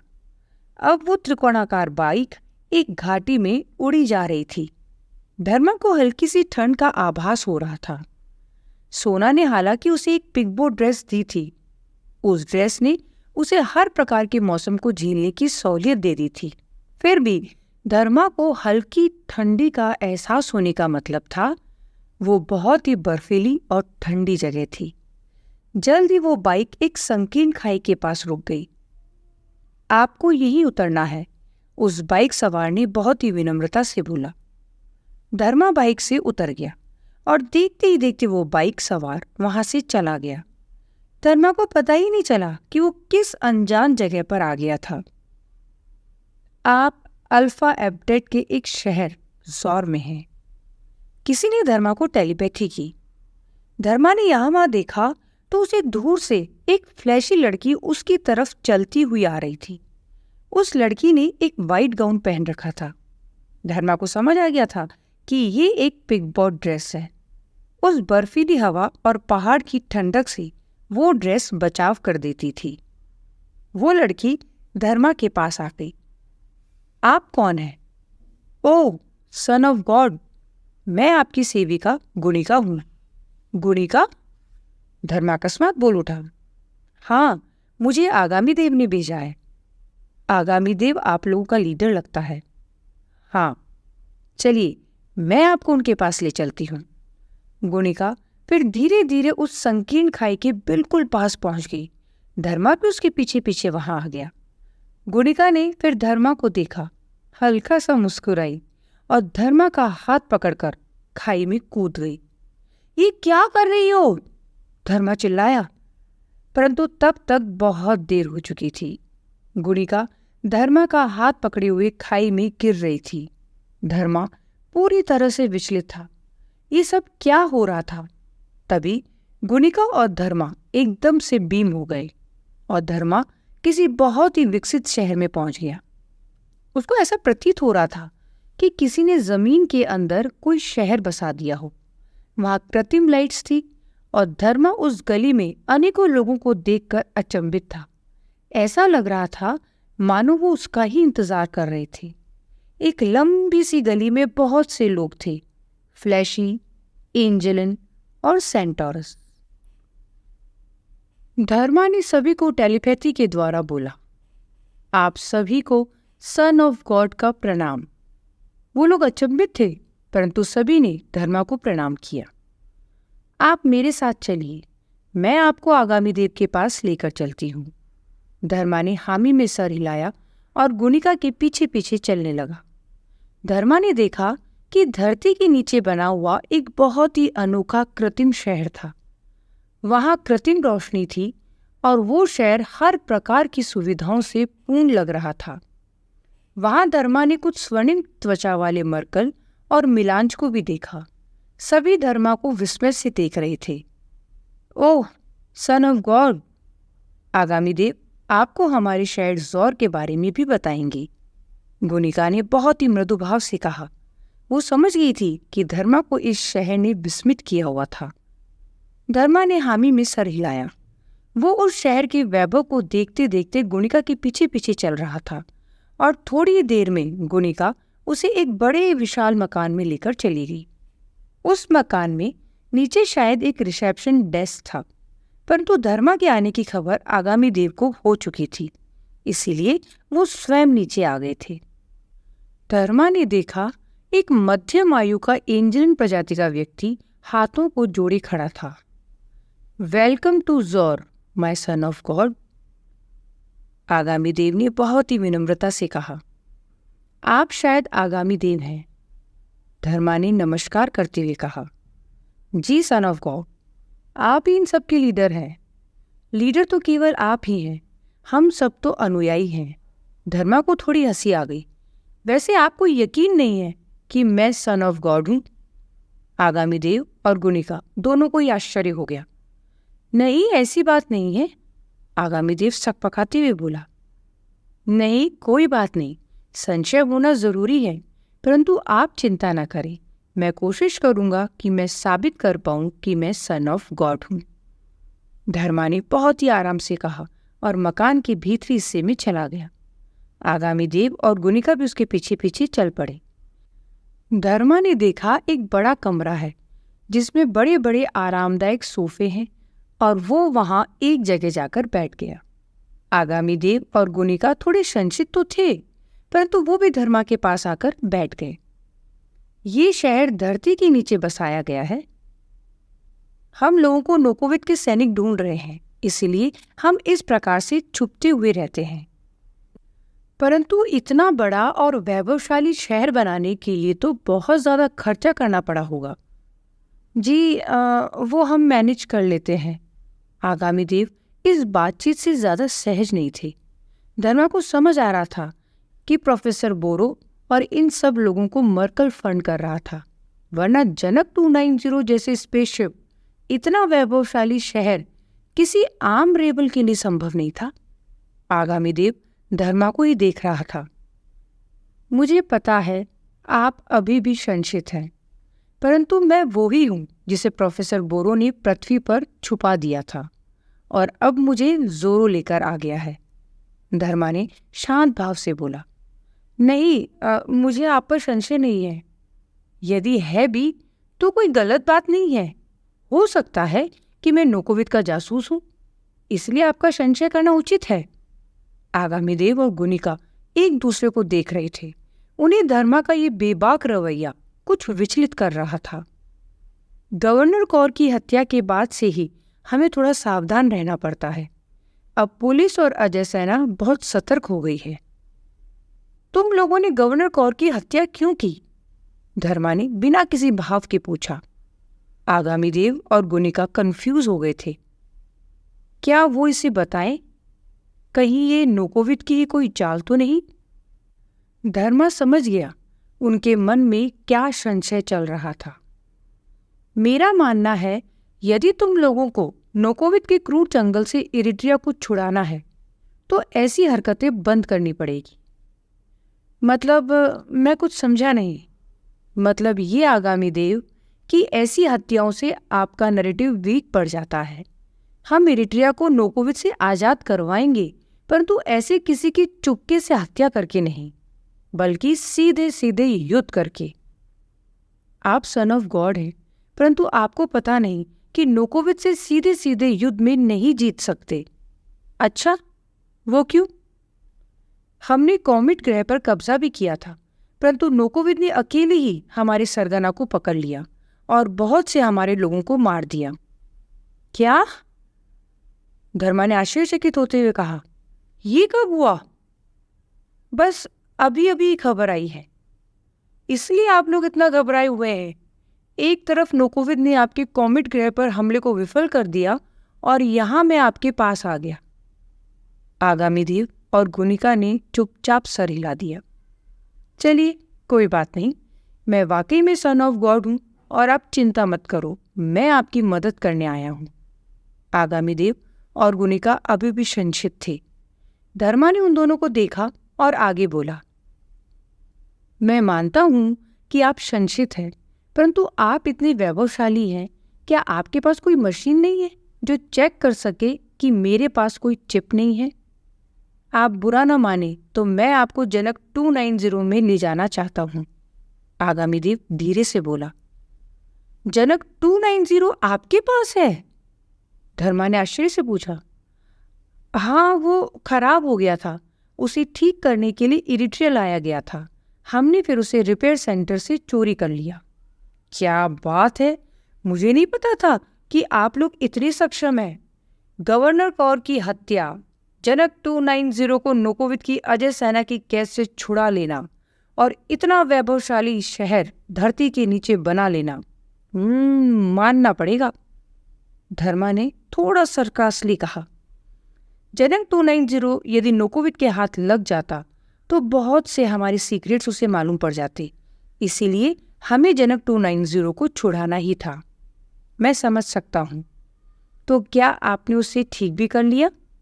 जी हाँ, लॉरा ने उसमें जो बग डाला था हमने उसे रिवर्स कर दिया। तो फिर देर किस बात की है? चलो जनक 290 में, धर्मा ने उत्साहित स्वर में बोला।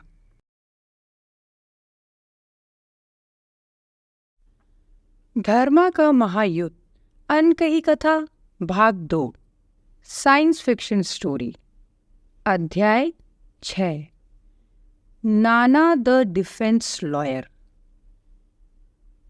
क्या डिफेंस लॉयर मौजूद है?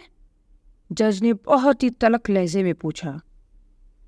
यस सर, मैं आयुविल होको नाना, प्रोफेसर बोरो, लेडी तारा और जोरो तीनों की तरफ से पैरवी करूंगा, नाना की होलोग्राफिक इमेज ने कहा। गुड। जज की होलोग्राफिक इमेज ने एक सेपरेट कैबिन में बंद प्रोफेसर बोरो, जोरो और लेडी तारा की होलोग्राफिक इमेजेस को देखा और तीनों ने ही हामी में सर हिला दिया। माय मैजेस्टी, प्रोसिक्यूटर की होलोग्राफिक इमेज अपनी जगह से उठी और सभी को टेलीपैथी की। यस मिस्टर प्रोसिक्यूटर, जज बोला।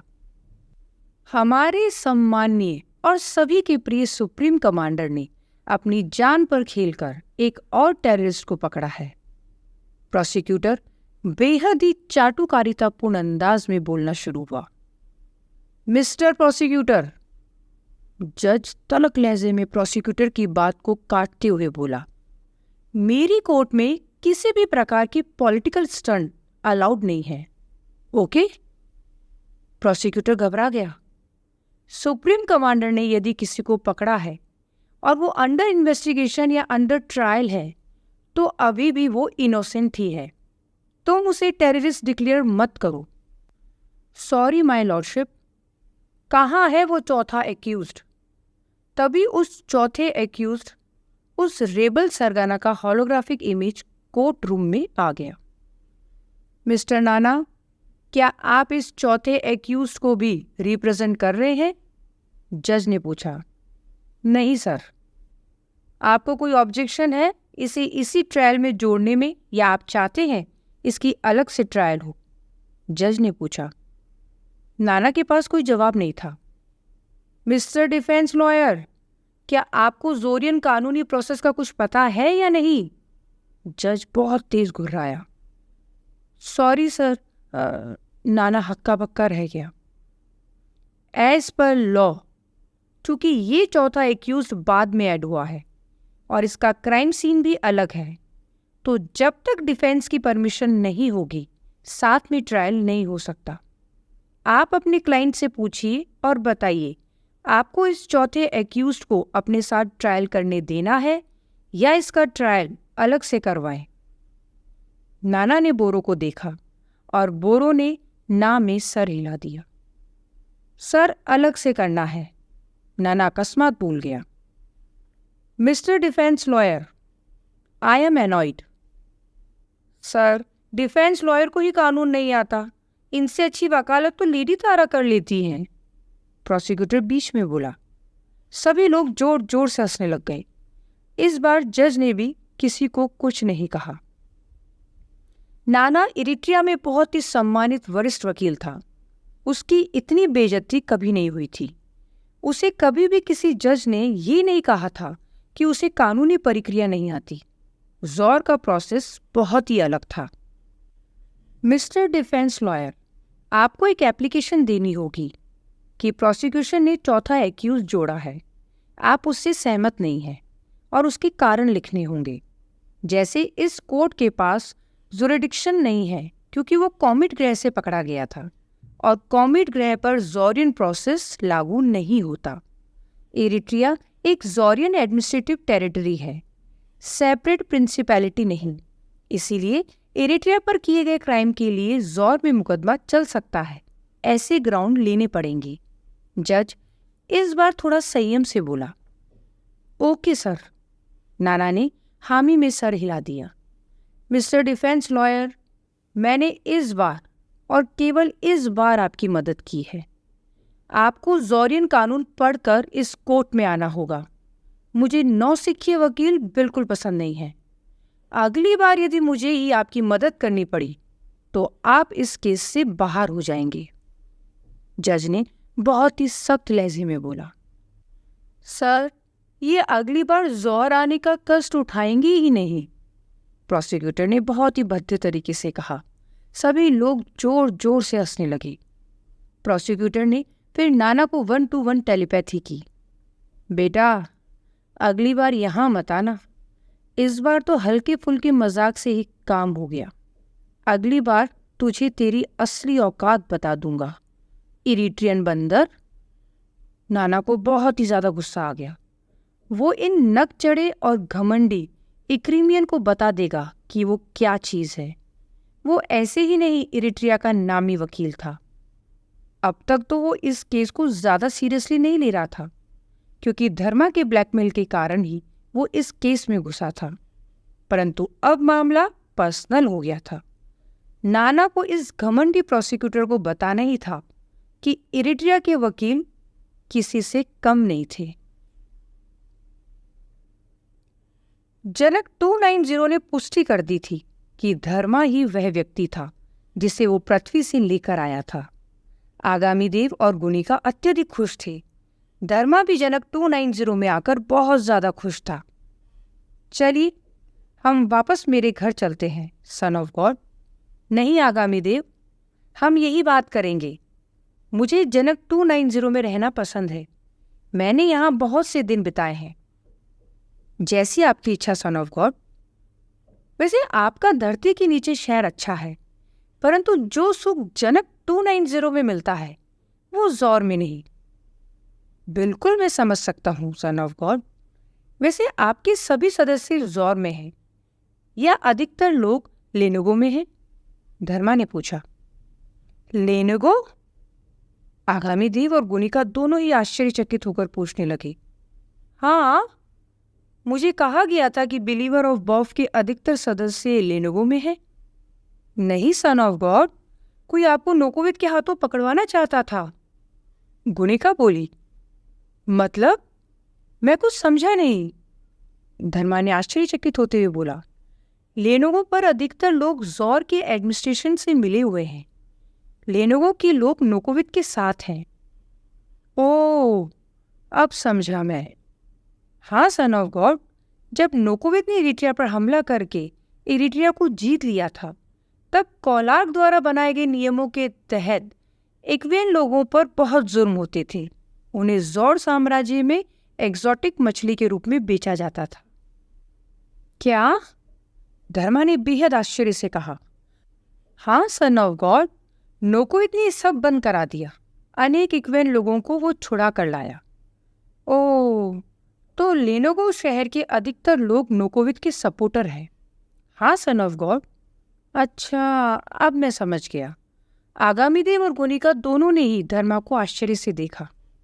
मेरे एक साथी ने मुझे कहा था कि मैं लेनोगो जाऊं। अब मैं समझ गया वो ऐसा क्यों चाहता था। आगामी देव और गुनिका को धर्मा की पहेली कुछ समझ नहीं आई। कोई बात नहीं, परंतु अब मुझे कुछ तो करना पड़ेगा जिससे मैं नोकोविद के क्रूर चंगुल से इरिट्रिया को छुड़ा पाऊं। आप लेनोगो के प्रेसिडेंट को मार दो, आगामी देव बोला। क्या कह रहे हैं आप आगामी देव? हाँ सन ऑफ गॉड, गवर्नर कौर के बाद वो ही है जो नोकोविद का प्रशासन संभालता है। उसके मरते ही नोकोविद को इरिट्रिया में एक और झटका लगेगा। तुम लोगों को ये किसने सिखाया है? ऐसे कोई भी युद्ध नहीं जीते जाते, धर्मा ने गंभीर स्वर में बोला। प्रोफेसर बोरो ने तो हमेशा ऐसे ही किया है, आगामी देव बोले। वो मुझे नहीं पता, परंतु मैं सन ऑफ गॉड हूं। मैं ऐसे छुप के लोगों को नहीं मारता, धर्मा ने बहुत ही उद्देश्यपूर्ण स्वर में कहा। आगामी देव और गुनिका दोनों ही चुप हो गए। धर्मा ने उन दोनों को देखा और फिर बहुत ही मृदु भाव से कहा, आगामी देव और गुनिका, ये युद्ध है और हम सिपाही हैं। हम सामने से युद्ध के नियम के तहत लड़ेंगे। आगामी देव और गुनिका दोनों को विस्मय हो रहा था और वो धर्मा को निहारे जा रहे थे। उन्हें नहीं पता था कि ये सन ऑफ गॉड उन्हें किस प्रकार नोकोविद के क्रूर शासन से आज़ादी दिलाएगा, परंतु धर्मा एक बहुत ही इंटरेस्टिंग पर्सनैलिटी था और उसका व्यक्तित्व और बातें बहुत ही आकर्षक थी।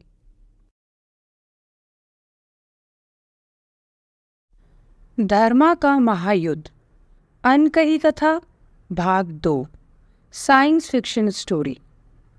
अध्याय 7, धर्मा की स्ट्रैटेजी। परंतु हमारे पास अजय सेना का मुकाबला करने के लिए सेना नहीं है। जो थी उसे हमने कॉमेट पर कोशिश की थी, परंतु नोकोविद ने उसे फेल कर दिया, आगामी देव बोला।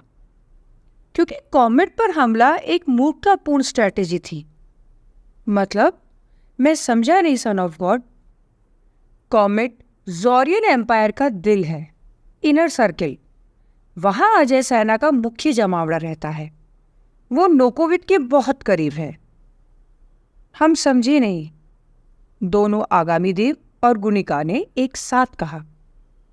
जनक 290 ज़ौर साम्राज्य का मैप प्रक्षेपित करो। जनक 290 ने उन सब के सामने ज़ौर साम्राज्य का पूरा मैप एक आर्टिफिशियल स्क्रीन पर लगा दिया। वो सब अब ज़ौर साम्राज्य का 410 आकाशीय पिंडों में फैला साम्राज्य देख रहे थे। ज़ौर मुख्य प्लैनेट से 10 प्रकाश वर्ष तक तकरीबन 45 ग्रह, चंद्रमा, स्पेस सिटी आदि है। इन्हें कोर इनर कहते हैं। हम इन पर अभी हमला नहीं करेंगे। ये कोर इनर बहुत ज्यादा शक्तिशाली और नोकोविक का गढ़ है। दोनों आगामी देव और गुनिका धर्मा को बहुत ध्यान से सुन रहे थे। यहाँ तक कि जनक 290 भी धर्मा को बहुत ध्यान से सुन रहा था। धर्मा, जो अभी कुछ समय पूर्व ही पैरेलल यूनिवर्स से आया था, वो इन लोगों को वो स्ट्रैटेजी बता रहा था जो इन्होंने पहले कभी नहीं सुनी। धर्मा वाकई में कहीं सन ऑफ गॉड तो नहीं था। फिर आता है इनर मेन, ज़ौर प्लैनेट से 40 प्रकाश वर्ष दूर तक की सीमा। इस इनर मेन में आते हैं 97 आकाशीय पिंड, और अभी इस पर भी हमला नहीं किया जा सकता क्योंकि अजय सेना यहाँ बहुतायत में है और आसानी से हमें हरा देगी। आगामी देव और गुनिका अभी भी विस्मय से धर्मा की बातें सुन रहे थे। ऐसे ही मिडिल सर्कल, आउटर सर्कल पर अनेक ग्रह हैं, परंतु इन पर हमला करने का भी अभी कोई सेंस नहीं बनता। फिर सन ऑफ गॉड, हम किसी भी ग्रह पर हमला नहीं कर सकते हैं। फिर प्रोफेसर बोरो का ही तरीका ठीक है, हम लेनो के प्रेसिडेंट को मार डालते हैं। आगामी देव उत्साहित स्वर में बोला। परंतु उससे क्या होगा? नोकोवित को नुकसान, सन ऑफ गॉड? तुम्हें लगता है आगामी देव उससे नोकोवित को कुछ नुकसान होगा? तो क्या करे सन ऑफ गॉड? गुनिका बोली। तुमने एक प्लैनेट देखा, X141? क्या? X141? दोनों गुनिका और आगामी देव आश्चर्यचकित होकर बोले। हाँ, ये ज़ौर साम्राज्य का सबसे वीक प्लैनेट है। ज़ौर मदर प्लैनेट से तकरीबन 500 प्रकाश वर्ष दूर। परंतु वो बंजर प्लैनेट है और वहाँ बहुत ज़्यादा सोलर रेडिएशन होता है। वो केवल नोकोवित की अजय सेना का एक बेस है। आगामी देव बोला। हाँ सन ऑफ गॉड, यहाँ तक कि नोकोवित को भी उस ग्रह में ज़्यादा इंटरेस्ट नहीं है। गुनिका बोली। तुम दोनों सही भी हो और गलत भी। वो दोनों भौचक्के रह गए। धर्मा ने कहा, अब मैं जनक 290 से पूछता हूँ, तुम्हारा क्या विचार है? इससे पहले जनक 290 कुछ जवाब दे पाता, आगामी देव बोला। ये क्या बताएगा?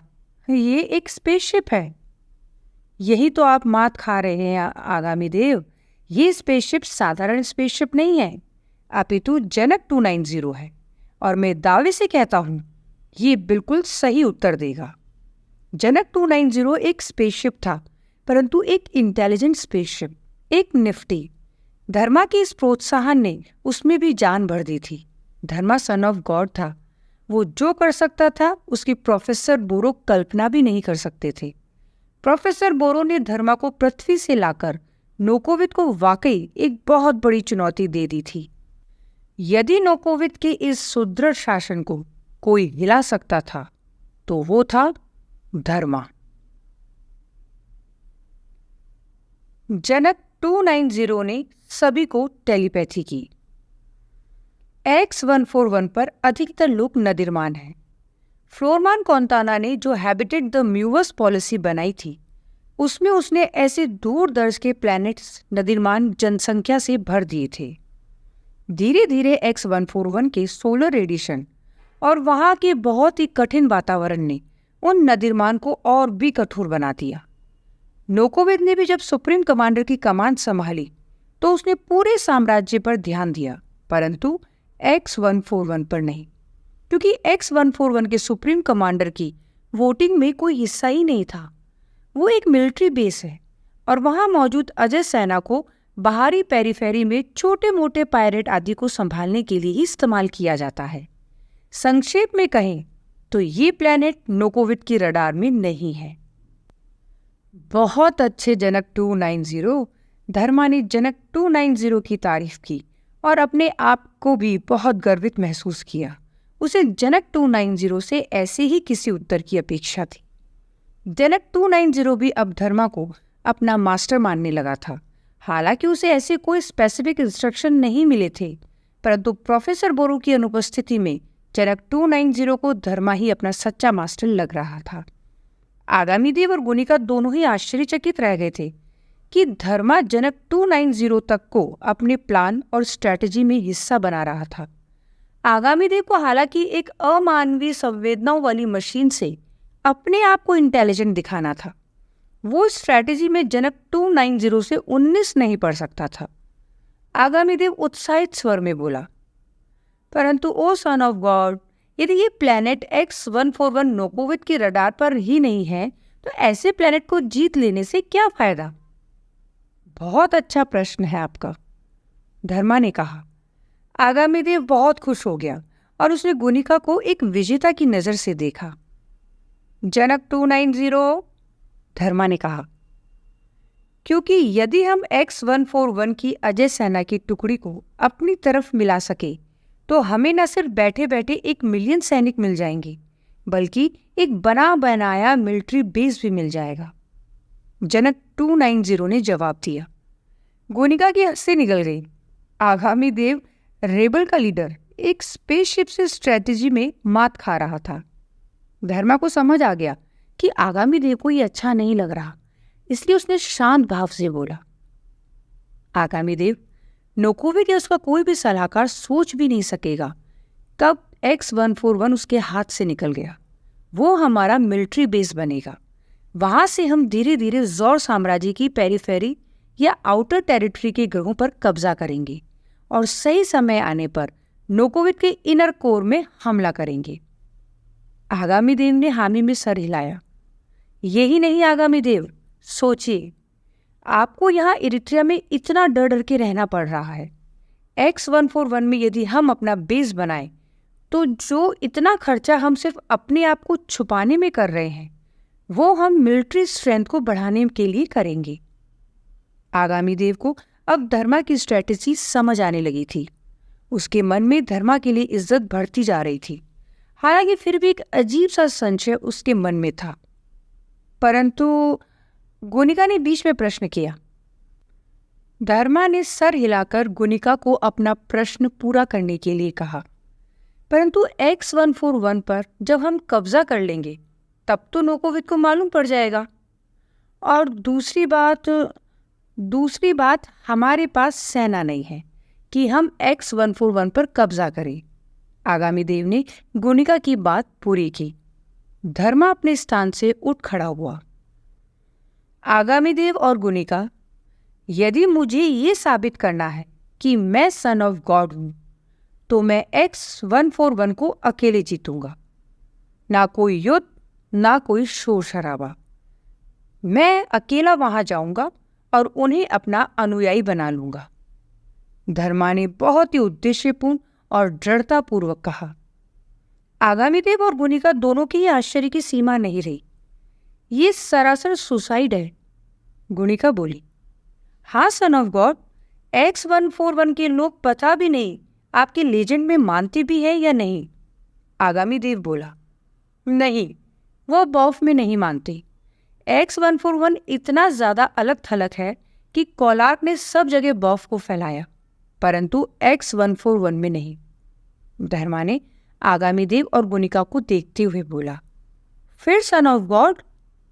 आगामी देव कुछ बोलने ही वाला था, फिर कुछ नहीं। यदि मैं वाकई सन ऑफ गॉड हूं तो मेरे लिए X141 को जीतना मुश्किल नहीं होना चाहिए। फिर कुछ रुककर धर्मा ने आगे कहा, और ये मेरी ही परीक्षा है जो ये साबित करेगी कि क्या मैं वाकई में सन ऑफ गॉड हूं। मैं अकेला X141 पर जाऊंगा और उसे जीतूंगा। आगामी देव और गुनिका दोनों ही हतप्रत रह गए। उन्हें धर्मा जैसा लीडर अपने जीवन में आज तक नहीं देखा था। उनको अब समझ आ रहा था कि बॉफ में धर्मा को सन ऑफ गॉड क्यों कहा गया था, क्योंकि धर्मा ही ऐसे निर्णय ले सकता था जो किसी भी और प्राणी के लिए सोचना तक संभव नहीं था।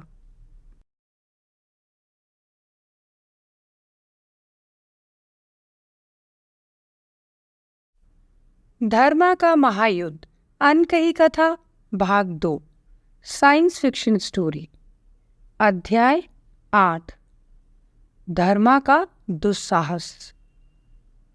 लेडी तारा और ज़ोरो को उनके जेल के वार्डन ने एक कमरे में बुला लिया था। वहां पर नाना का होलोग्राफिक इमेज भी मौजूद थी। नाना नोडोल शहर के आलीशान होटल में फिजिकली बैठा था, परंतु उसकी फुली टेक्टाइल स्पर्शनीय होलोग्राफिक इमेज लेडी तारा और ज़ोरो के साथ उस जेल के कमरे में मौजूद थी। आपको हमारा वकील प्रोफेसर बोरो ने अपॉइंट किया है? लेडी तारा ने पूछा। नहीं, परंतु मैं प्रोफेसर बोरो से मिल चुका हूं। वो ठीक है, परंतु आपको हमारा केस लेने की क्या सूझी? आपकी फीस कौन दे रहा है? मेरे लिए जानना बहुत जरूरी है, लेडी तारा ने पूछा। उसे ये संशय था कि कहीं ये नाना नोकोविद की कोई चाल तो नहीं। वेल लेडी तारा, मुझे नहीं पता, परंतु कोई भी लॉयर आप लोगों का केस नहीं ले रहा था। नाना ने कुछ बोलने की कोशिश की, तब ज़ोरो ने थोड़ा जोर देकर कहा, मिस्टर नाना, आप सच बोलेंगे तो हम भी कॉपरेट करेंगे। नाना को लग गया कि उसे सच बोलना ही पड़ेगा। मुझे सन ऑफ गॉड ने ये केस दिया है। क्या? मालिक ने आपको हमारा केस दिया है? ज़ोरो की खुशी का ठिकाना ही नहीं था। लेडी तारा भी थोड़ा चौंक गई। उसे भी बहुत अच्छा लगा कि धर्मा उन्हें छोड़कर भाग नहीं गया था। उन्हें पता ही नहीं चला था कि धर्मा कहाँ गायब हो गया था। वो आपको कहाँ मिला? लेडी तारा ने पूछा। वो कहीं 7वें आयाम में चले गए थे, अपनी माता के पास, और सीधे मेरी बेटी की ब्लैक रॉक कार के सामने आकर गिरे। मैं उनके बेहोश शरीर को अपने घर ले गया और मुझे लगा कि बेनीज कंपनी से मैं खूब कंपनसेशन ले सकता हूँ, परंतु मैं अपनी ही चाल में फंस गया और आपको हमारा केस लेने के लिए धर्मा ने फोर्स किया। लेडी तारा ने नाना की बात पूरी होने से पहले ही बीच में कहा। नाना ने हामी में सर हिला दिया। ठीक है, आप पूछिए, आपको क्या पूछना है? लेडी तारा ने कहा। मैं प्रोफेसर बोरो से मिला था, परंतु उन्होंने तो कुछ भी ज्यादा बताने से मना कर दिया। कोई बात नहीं, वो शायद संतुष्ट नहीं है कि ये ट्रायल फेयर होगी, लेडी तारा ने कहा। पर मैं अपनी पूरी कोशिश करूंगा, नाना बोला, परंतु उसकी बात को इस बार ज़ोरो ने काट दिया। मालिक ने आपको चुना है, हमारे लिए उतना ही काफी है। आपको हमें कोई और स्पष्टीकरण देने की जरूरत नहीं है। आप पूछिए जो पूछना है। थैंक्स मिस्टर ज़ोरो। एक बात बताइए, आप लोगों पर आरोप है कि आप ज़ोरियन साम्राज्य में अशांति फैला रहे हैं। मर्कल से हथियार लेकर आप लोग नोकोविद के चुने गए प्रशासन के विरुद्ध युद्ध छेड़ने का प्रयास कर रहे हैं। हाँ, वो हमें पता है, लेडी तारा ने कहा। वो अपने स्थान से खड़ी हो गई और अपने उस बड़े जेल की सेल के दूसरे कोने तक चहलकदमी करने लगी। परंतु ये झूठा आरोप है, लेडी तारा ने कहा। मैंने धर्मा को भी कहानी सुनाई थी और मेरे ख्याल से आपको भी वो कहानी सुननी चाहिए, लेडी तारा ने कहा। ठीक है, नाना ने कहा और मानसिक संदेश देकर अपने एक छोटे से यंत्र को नोट्स लेने का आदेश दिया। आगामी देव ने जनक 290 को पूरी तरह से ठीक करवा दिया था। साथ ही उसमें जितना संभव था उतना ईंधन और बाकी साधन भर दिए थे। साथ ही थोड़े बहुत हथियार, खाने की टैबलेट्स और ड्रॉइड्स एवं रोबोट्स। धर्मा को अब एक लंबी यात्रा पर निकलना था। X141 इरिट्रिया से तकरीबन 500 प्रकाश वर्ष दूर था। जनक 290 ये यात्रा तकरीबन 30 दिन में पूरी करेगा। जनक 290 में इतना ईंधन आ जाता है कि एक बार में वो इरिट्रिया से X141 तक जा सकता था और वापस भी आ सकता था। वैसे आगामी देव और गुनिका दोनों ही धर्मा के इस फैसले से अचंभित थे, परंतु उन्होंने इसका विरोध करने का विचार त्याग दिया। वो भी देखना चाहते थे कि क्या वाकई सन ऑफ गॉड ऐसा चमत्कार कर सकता था मर्गल तक ने कभी X-141 पर कब्जा करने की नहीं सोची थी। X-141 में एक्स केव नामक सबसे घातक कारागार भी था, जहां जौर साम्राज्य के बहुत ही दुरांत अपराधियों को कैद किया हुआ था।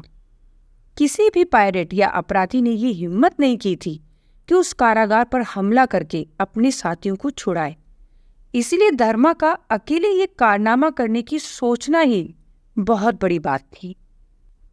आगामी देव और गुनिका ने अपने आप से ये वादा जरूर कर लिया था कि यदि धर्मा X-141 पर शासन करने में कामयाब हो गया तो वो जरूर अपनी पूरी सामर्थ्य के साथ धर्मा के इस कारनामे के बारे में जौर साम्राज्य में चेतना फैला देंगे। वो धर्मा को सन ऑफ गॉड मान लेंगे और कोशिश करेंगे जितने भी बॉफ को मानने वाले हैं उन्हें धर्मा को सन ऑफ गॉड मानने के लिए मना ले। उन्हें भी अब धर्मा के X-141 तक पहुंचने का बेसब्री से इंतजार था। धर्मा ने एक बहुत कठोर निर्णय ले लिया था और वो इरिट्रिया से निकल चुका था, और इरिट्रिया के वातावरण से निकलते ही उसको अपनी पहली समस्या का सामना करना पड़ गया था। Control of space boards, COSP या कोस्प। कोस्प वो संस्था थी जो किसी भी ग्रह के नियर ऑर्बिट से बाहर आने वाली स्पेसशिप पर नजर रखती थी। उनकी इजाजत और इमिग्रेशन क्लियरेंस के बिना कोई भी स्पेसशिप इरिट्रिया से बाहर नहीं जा सकता था। किसी भी स्पेसशिप को, चाहे वो कोई निफ्टी ही क्यों ना हो, प्रकाश गति से तेज उड़ने के लिए पहले ग्रह के वातावरण से और उसके गुरुत्वाकर्षण से बाहर निकलना होता था, और फिर जब वो डीप स्पेस में पहुंच जाता था तो उसे FTL गति हासिल करनी होती थी। फिर वो स्पेस इंटरस्टेलर स्पेस में पहुंचकर अपनी मैक्सिमम स्पीड हासिल करता था। जैसे जनक 290 जब इरिट्रिया के सौर मंडल से बाहर पहुंच जाएगा तब वो प्रकाश गति से 7500 गुना तक की गति हासिल कर लेगा। परंतु कॉस्प के वॉरशिप्स इरिट्रिया के ऑर्बिट के चारों तरफ से घिरे हुए थे और उनसे बचकर निकलना संभव नहीं था। वो किसी भी विमान को जो उनकी इजाजत के बिना इरिट्रिया के स्पेस से बाहर निकलने का प्रयास करते हैं उसे अपनी लेजर गन से नष्ट कर देने के लिए अधिकृत थे।